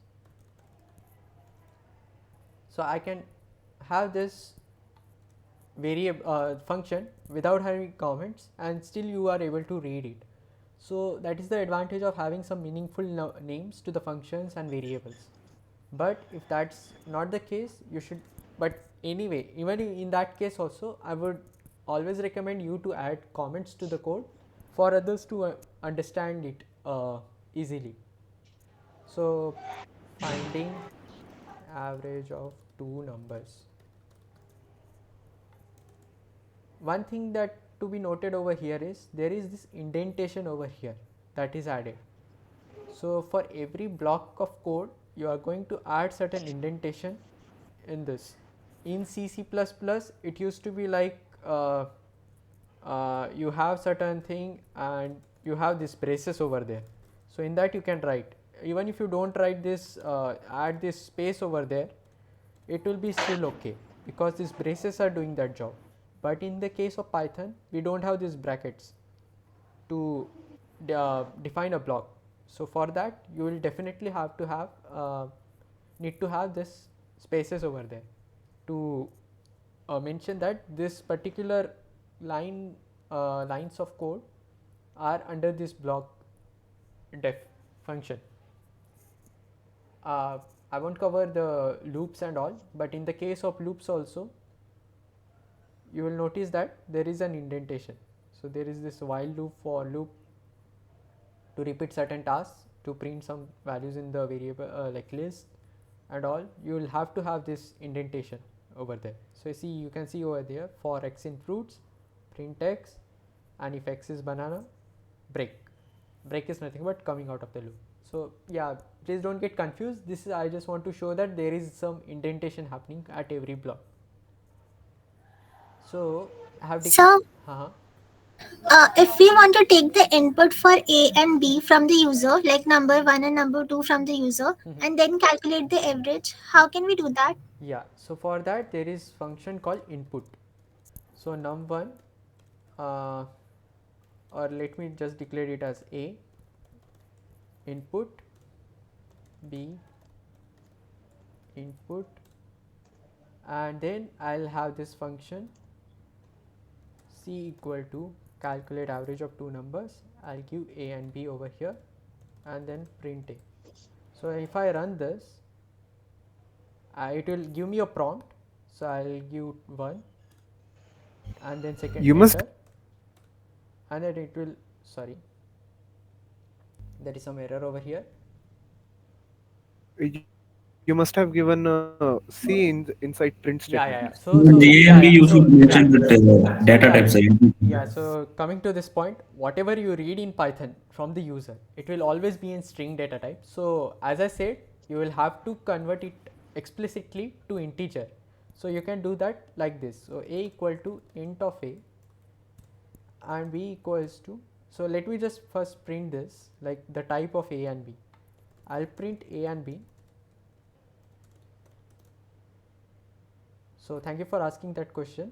So a and b are having 1 and 2, but if you see the type of this, type of a is string. So the moment you take certain input from user, it will be taken as a string, but you will have to explicitly convert it to integer. So I am just converting it to integer and storing it in the same variable. So let me now run this again. It should be print c, not,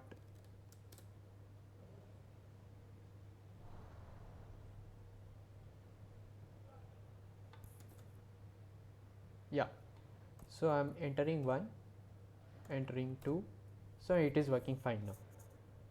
So good point. Thank you for asking that question. So whenever you take input from users, it will be read So as a we can string. use int with input function as an explicit. Sorry, I didn't get your question. So we can use int with input function whenever we take input from the user, like Yeah, I've input never int. tried that, but let me just check it out, like if it works. I hope it works.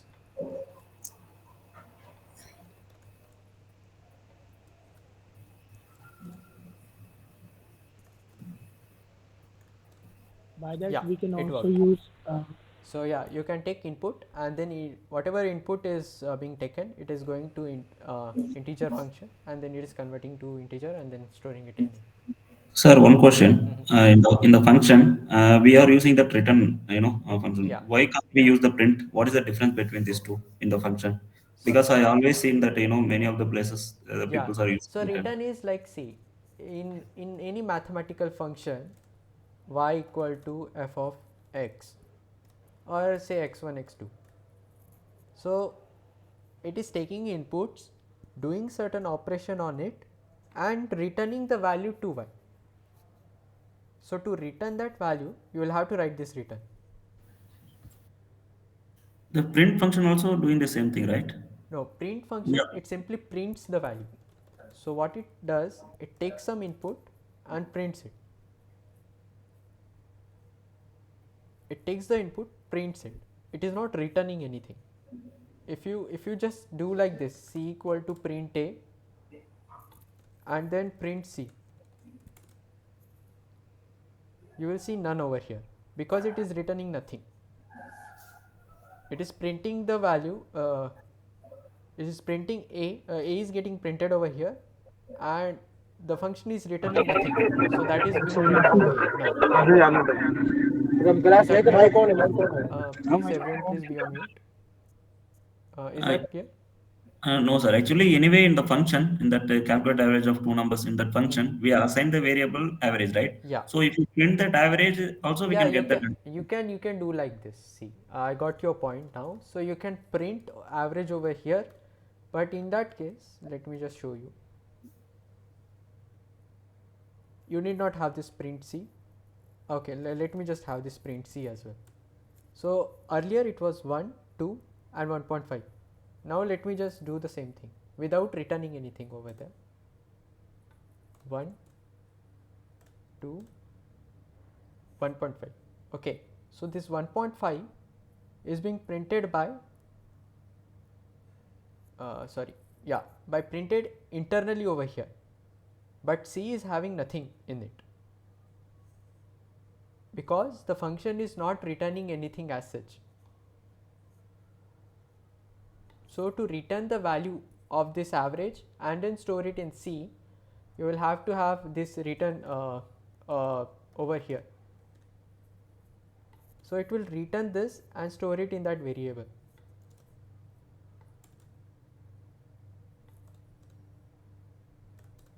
If you simply print and if you don't return, the value won't store into the C, right? Yeah, so it won't get stored into C if the particular value is not returned to C.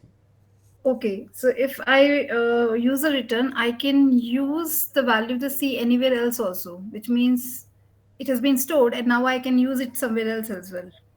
Uh, yeah, means in the sense like it is applicable to any other variable. You can Yeah, use it like that. anywhere, but the value Anywhere. will get overwritten. The previous value, whatever Okay. it was Yeah, having. yeah. Yeah. So that is an issue. So yes, whosoever asked Hello. the doubt, return is necessary when you have to return a value from the function. Like if you want your function to return something, but if your function is not returning something, nothing will get stored in the variable. Hello. Hello. Yes. Yes, I have a question. Suppose like if we are not returning any value from the function, like we are printing the simple average value there, Yeah. and we are assigning some value to C. Like, Yeah. So let me just do one this. please, Let me could just you, do could this. you please go back? So could you please go back, undo? Like C equal to calculate average of two numbers. So just want to know, like it, in that case, like we are like nothing will be returned from the function. Yes. So what kind of value will be take stored into the C? Generally none is given. Now, as the print function is also returning none. Mhm. But let me check if it returns the last printed value or the last value over there. So generally it doesn't return anything. What it returns is none. Okay. Yeah. So if a function is not returning anything, so the none value will get stored in the variable. Okay. Yeah. Thank you. Yes, so I was going to show, like if I just simply print it over here, I need not return it to some other value, print average, and then I can just simply do calc.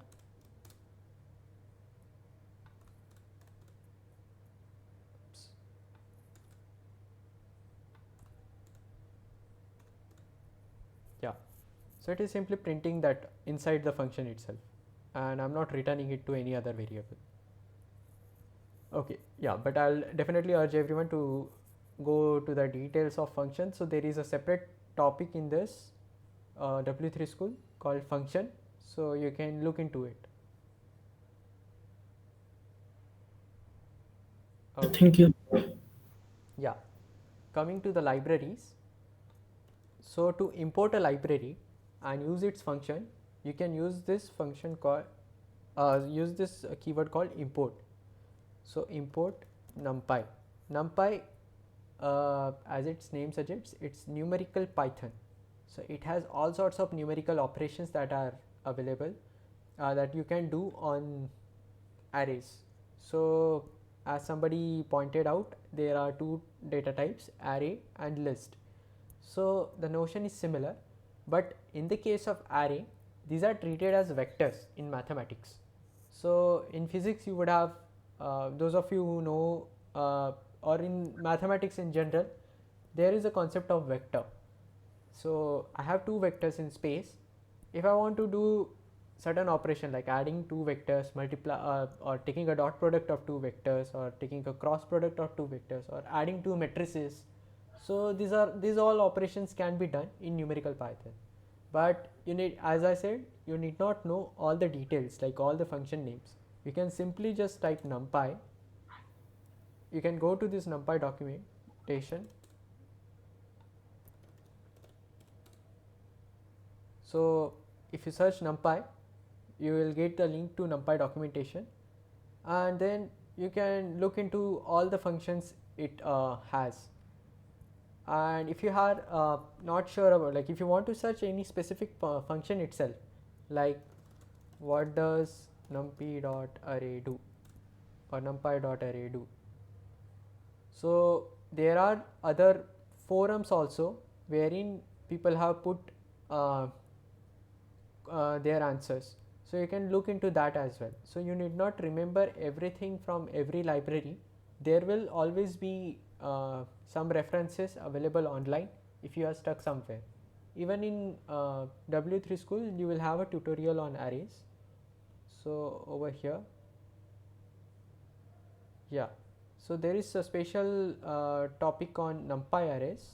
So let me just see if numpy is over here. Yeah, numpy tutorial. Can you see? Can you show us one example of how to import the NumPy and use it in a small example over there Yeah, in the yeah, collab? yeah, let me do that. So import numpy, and generally we write as np.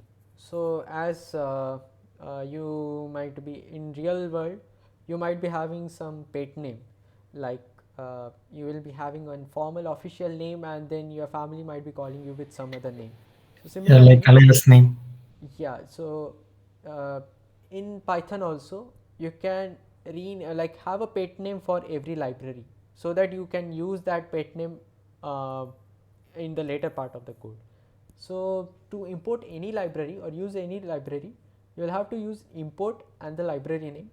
But if you want to have certain name, in technical term it is called as alias. So alias. So this aliasing can be done over here, like you can import numpy as np, you can import numpy as anything else also.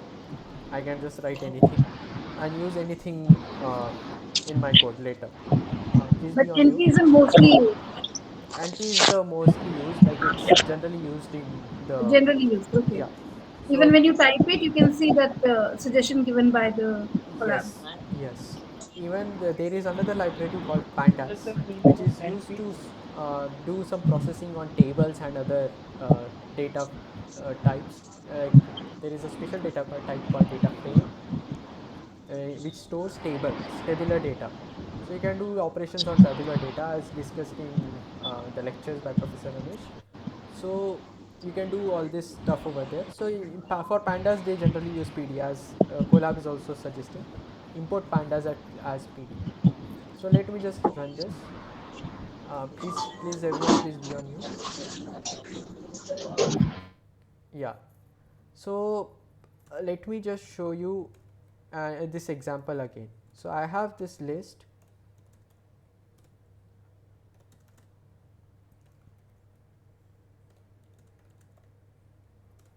and if I do a plus b, let me just print it directly.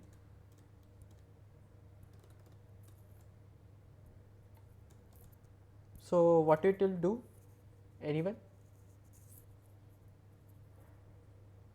It will like add one, two, three, four, five, One, six. two, list. Merge two list. Yeah, so it is merging two lists. Hmm. But now if I do, let me just remove this or comment this part. But if I do a equal to np dot array and pass this list to that. So here also I am doing type conversion. I am converting this list to numpy array. So np is my library which is having this function called array, which converts the list or whatever input you are giving. It can be a list of list to a numpy array. And similarly b equal to np dot array 456. So basically, you're converting them into the vectors. Yeah, and now let me just print this a Hmm. plus b. So earlier a plus b was like simply concatenating two lists, but if I do a Concatenate. plus b over here, it will be treated as vector. So vector, so this is 1i, 2j, 3j, 3z. So ijk or whatever notations you have. So it will be like a vector, one vector getting added to another vector. So So So vector similarly, is instead of putting the basically values, you can directly pass the variable name also, sir, inside that yeah, parenthesis. yeah, you can even pass the variable name. So I was just trying to show you like how you can convert a list to a numpy array. So you can even have like this, like numpy a equal to np dot array a and b. So it will do the same thing. Sir, how to solve dot product, cross product? Yeah, so there is something called as np dot. So if you go over here,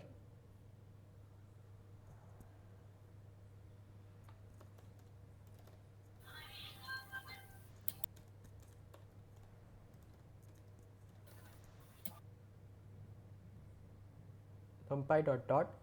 So if you want to take dot product of two vectors, you can simply pass two vectors in this np dot dot and pass the vectors. So this is like complex number, don't get confused with this, but yeah, and this is the way a matrix is declared, like 2D array. So list of list, if you take a dot product, it will take a pointwise product of two the elements in the matrix. It's a 2 cross 2 matrix. So knowledge of the matrices and the vectors is important. Not important. Just giving you an example of the use of Yeah. numpy.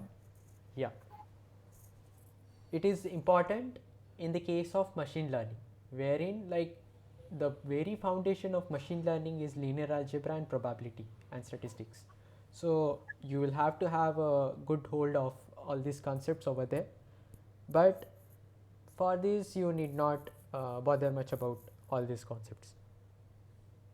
Yeah, but in probability theory we will get to know such, we'll come across all these things in the next week.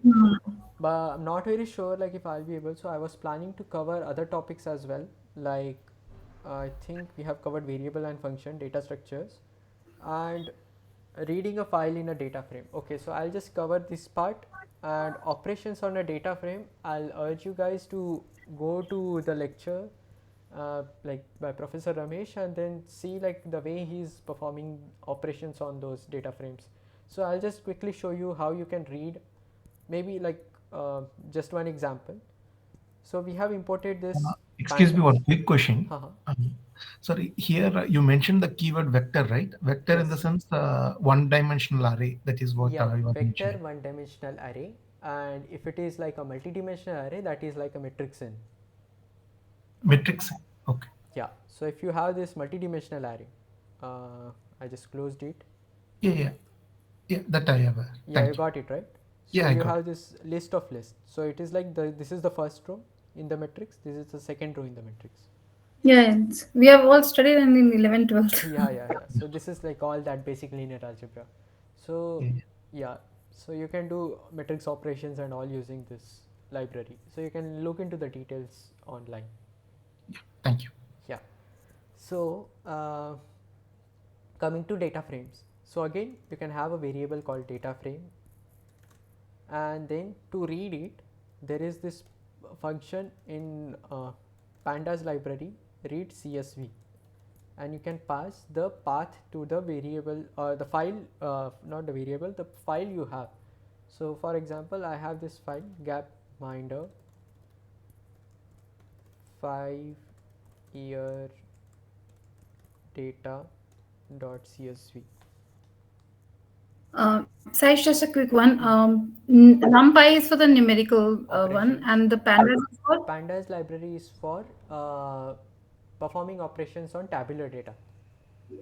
So Tabular data, okay. Yeah, so let me just go. You can also see its documentation, and even W3 schools has it. So this is the pandas document. Like you can just go to the documentation, you will find like all the things that are there in that.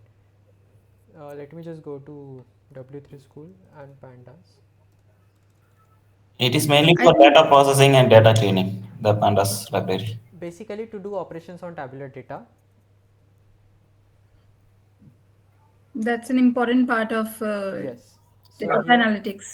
yeah, let me just show you how the data is being read. So this is a Okay. CSV. So CSV stands for comma separated values. So here you are seeing it as a table, but if you open this file, it will be all like values separated with commas.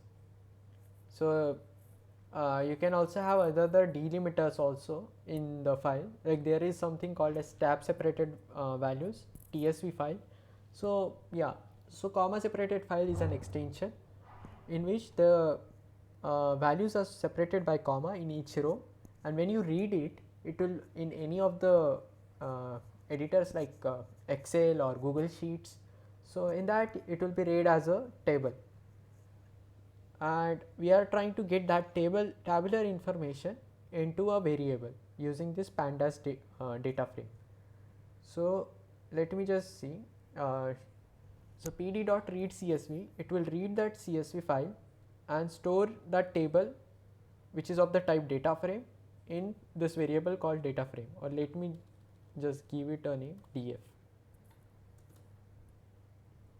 Some of you were having this query like you were not able to read this particular file, so you need to make sure that that file is in the same directory uh, where you are working, like where your python code is, and if it is not, you will have to give like the absolute path of the file. So for example, if it is in your C drive, so it's like you'll have to give like C slash and then all that path something something something. So you'll have to give the absolute path to the file in order to read that, but properly. So make sure that the file is on the path. It should be integrated basically. Yeah, so the file should Python. the file uh, should either be, if you don't mention the path, the file should be in the same folder as your python file. Okay. Yeah, either, Sir, we have to use double quotation or single yeah, quotation. anything is fine in so this is nothing but a string, so you are, Uh, yeah, because in lecture it is showing only single yeah, quotation. so as I discussed earlier, you can have like maybe I missed it. So in python you can declare a string with single quote as well and with double quotes as well, so both are the same. So And sir, one more doubt. File. huh, Uh, sir, yes, hello. yeah, I'm here, I'm here. Sir, I have replicated these same steps, but I'm not able to upload the file.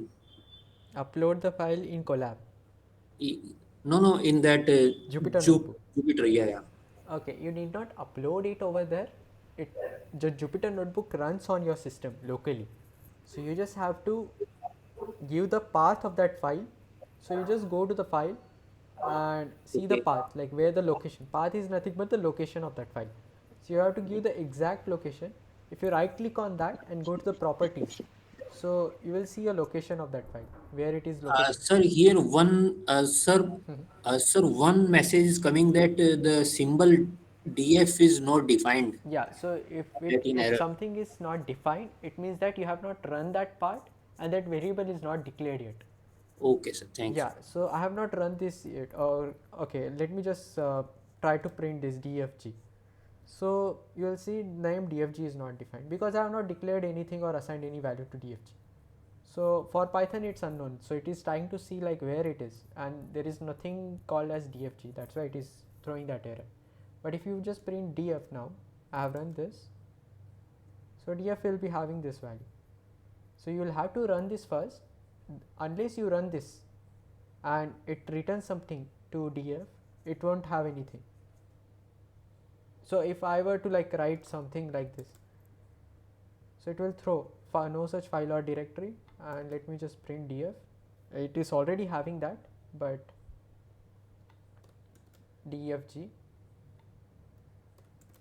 Sir, what will happen if we put such type of directory which does not exist in our system? Yeah, so it will just throw error that no, it will be like file not found error, no such file or directory, and since the file was not there, nothing was stored in dfg, and then hence you are getting this name dfg is not defined. So you'll have to make sure that the file is there properly. So if I just do this again, gapminder5.csv and run this, so you'll see like the data got stored in dfg, and this, and if you see the type of this particular variable,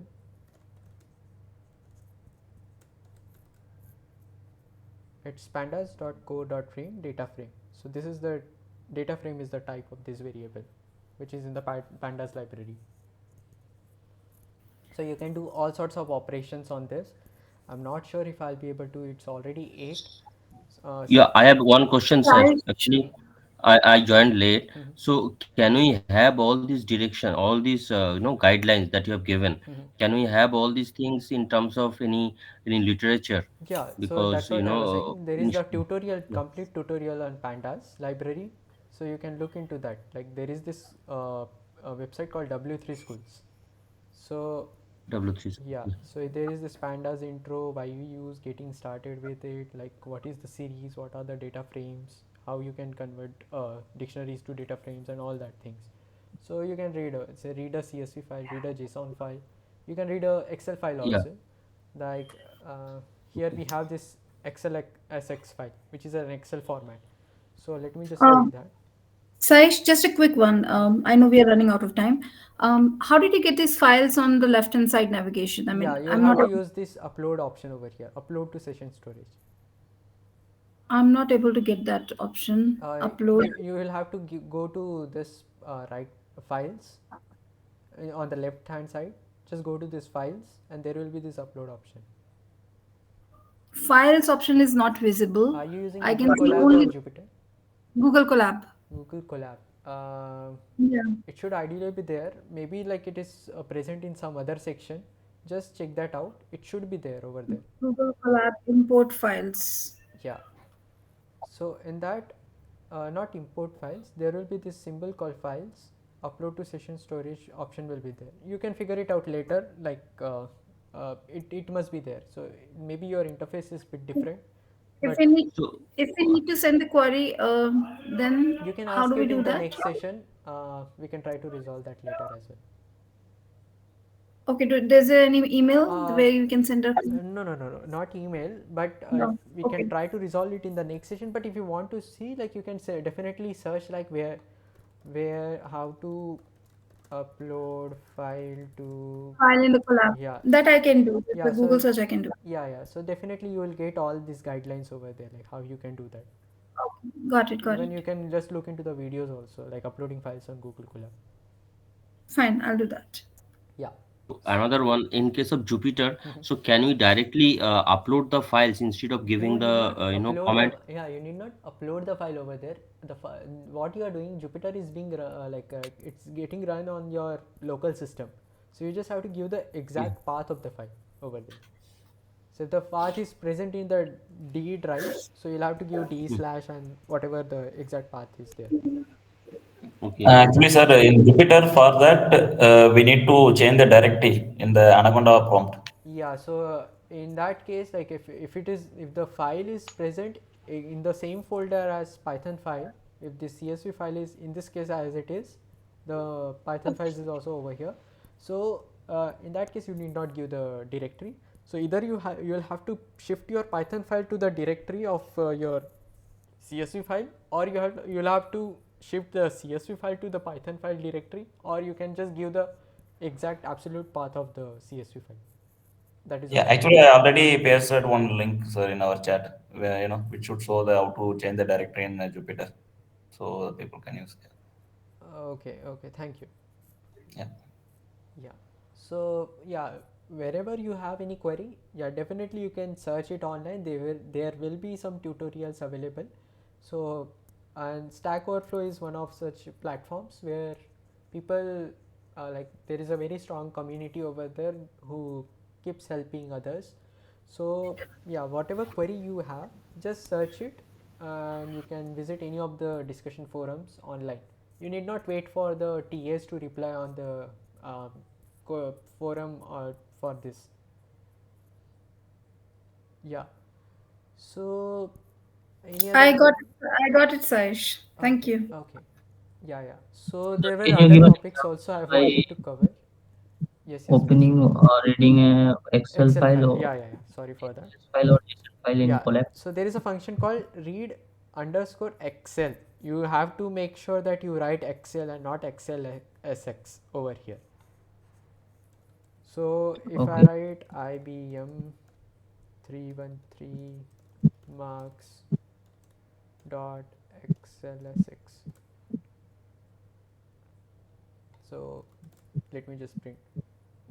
Yeah, so you have to make sure that the function name is correct. I saw some query on that forum, like somebody was writing read XLSX, so that is not correct. The function name should be read underscore Excel, and then Okay. you What's can the function name for JSON file?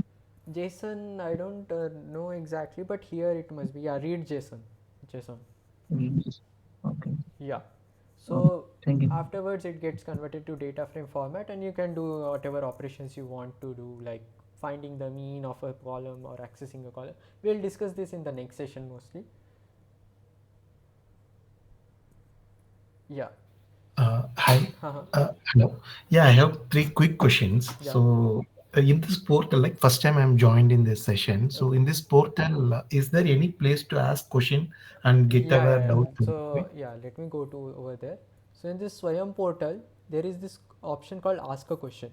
So if you go over here, you will get redirected to a discussion forum where you can add a new conversation. And one of the regular TAs of this course is Answer.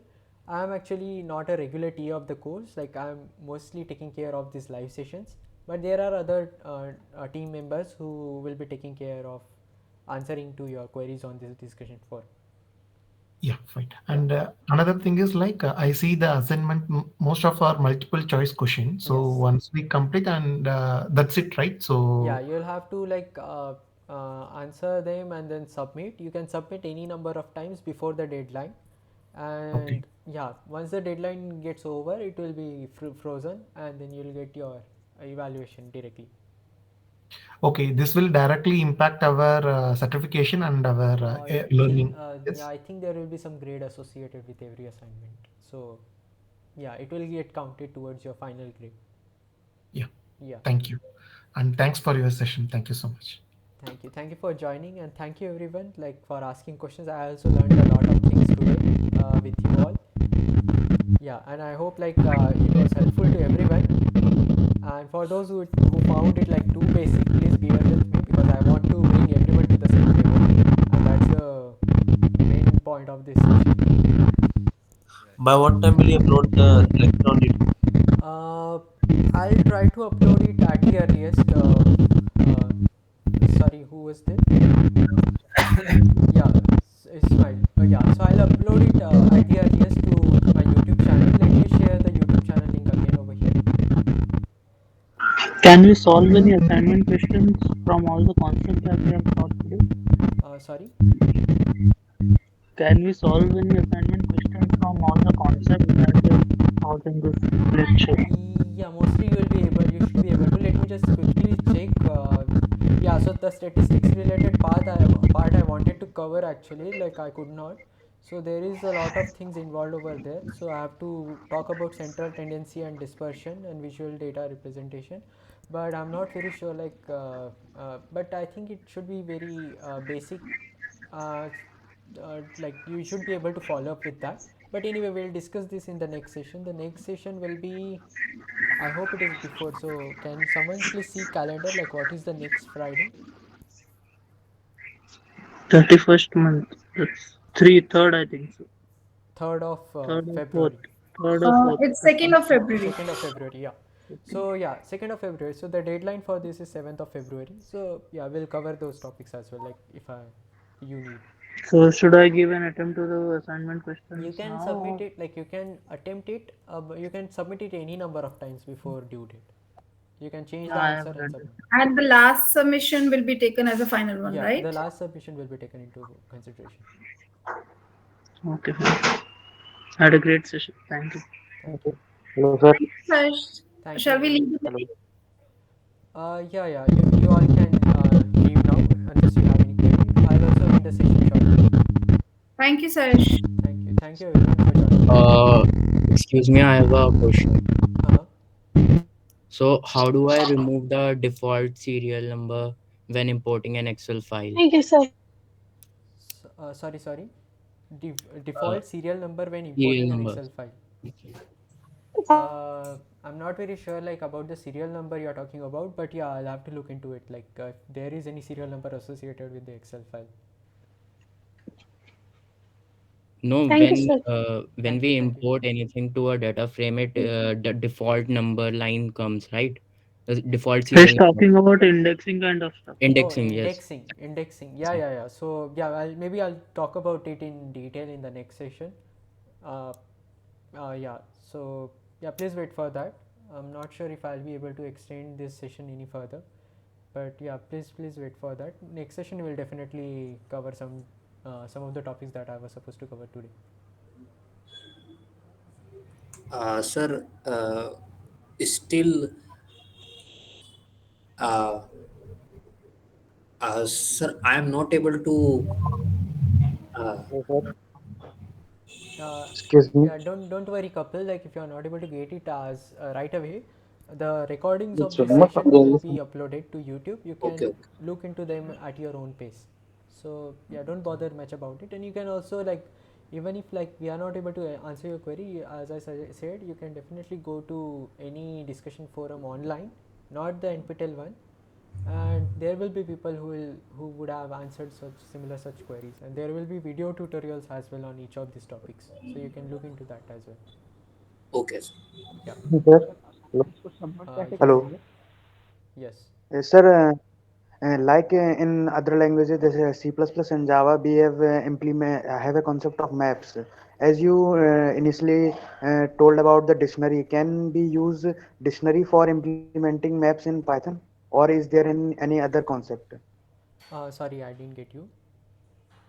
Sir, to implement a maps concept as like in Java or C++, is we can use a dictionary concept of Python for Yes, implementing maps. dictionaries in Pythons are nothing but maps in the other languages, so that is the same thing. Okay, sir. Yeah. Thank you, sir. Even you can use data frame, you can convert the dictionaries to data frame and then do processing on that, so you can use it as a map as well. Thank Sir, you, sir. how can I submit my assignments on NPTEL? Submission, yeah, it's pretty simple over here. You just have to like tick on this and you select the option and go and submit over here. So you can submit any number of times before the due date and time. That will be taken into consideration.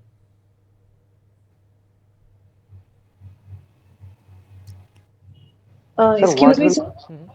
what will the pattern of questions in final Mostly it will be certificate? MCQ type, the way it is asked in your assignments. I'm not very sure, like I'm not a regular TA or a team member of this Swayam portal. So yeah, you can look into that. I ask a question over there on forum, but my knowledge, uh, as per my knowledge, like it will be all MCQ type, the way you are asked in your assignments. Okay, thank you, sir. Yeah. Excuse me, sir. Yeah. Sir, I have 7 February is the last date for submitting the assignment for the first week. For the first. For But every sir, I got both the weeks assignments to be submitted by 7 February. maybe they would have, because since as they released it earlier itself, so they might be expecting it to be submitted by 7th. So I need to submit both the assignment by 7 February. Yes. Whatever deadline is mentioned over here, that will be the deadline for that week's assignment. Okay, thank you, sir. So what is the reason to use Jupyter Notebook, sir? I joined the session late, Yeah, but Jupyter we can Notebook. use the operation in Visual Studio Code itself, no? Yeah, Isn't it? you Like can do import and that. compile. You can do that. You can use any interface you are comfortable with. Jupyter has this, like I was using Google Colab over here, so it has this facility of adding code to different cells. So that is the advantage it has. Visual Studio Code might not have that facility. So yeah, you can add a code. You can also add a text over here, like to explain what it is doing, something like So that. this interactive kind of thing is the only reason we are using Jupyter, not any other thing. Yes, per my understanding, that's the only advantage it has. For my research, I simply write it in a normal text editor, so that is also fine. Like you can compile the code using uh, Python command. Like you just have to write Python and then the file name .python and run. So it will be stored your code. You should write your code in .py file, and then you can run your file using Python on terminal. Okay, sir. Okay, thank you. Yeah. So it depends on the kind of use you are going to have. So if it is like an interactive one, like if you want to have that cells and all things, you can go ahead with Jupyter or Google Colab or any other platforms you are comfortable. Okay, sir. Overview of exam and exam questions. So yeah, actually I was supposed to discuss some exam questions I'm not sure if I'll be able to cover that because it's already 8:15. But yeah, in the beginning of the next class, I'll cover some questions. I have some MCQ questions over here. Like yeah, you can look into it directly, but yeah, in the next session we are going to cover that. So I'll upload these slides as well over there in the week 1 section. But yeah, so it depends on you, like if you want to attend the next session and get your doubts clarified, or you can definitely look into the recordings later. Yeah, so yeah, so overview of exam and exam questions, we'll just cover some similar sort of questions that you may expect in your examinations. Any other queries?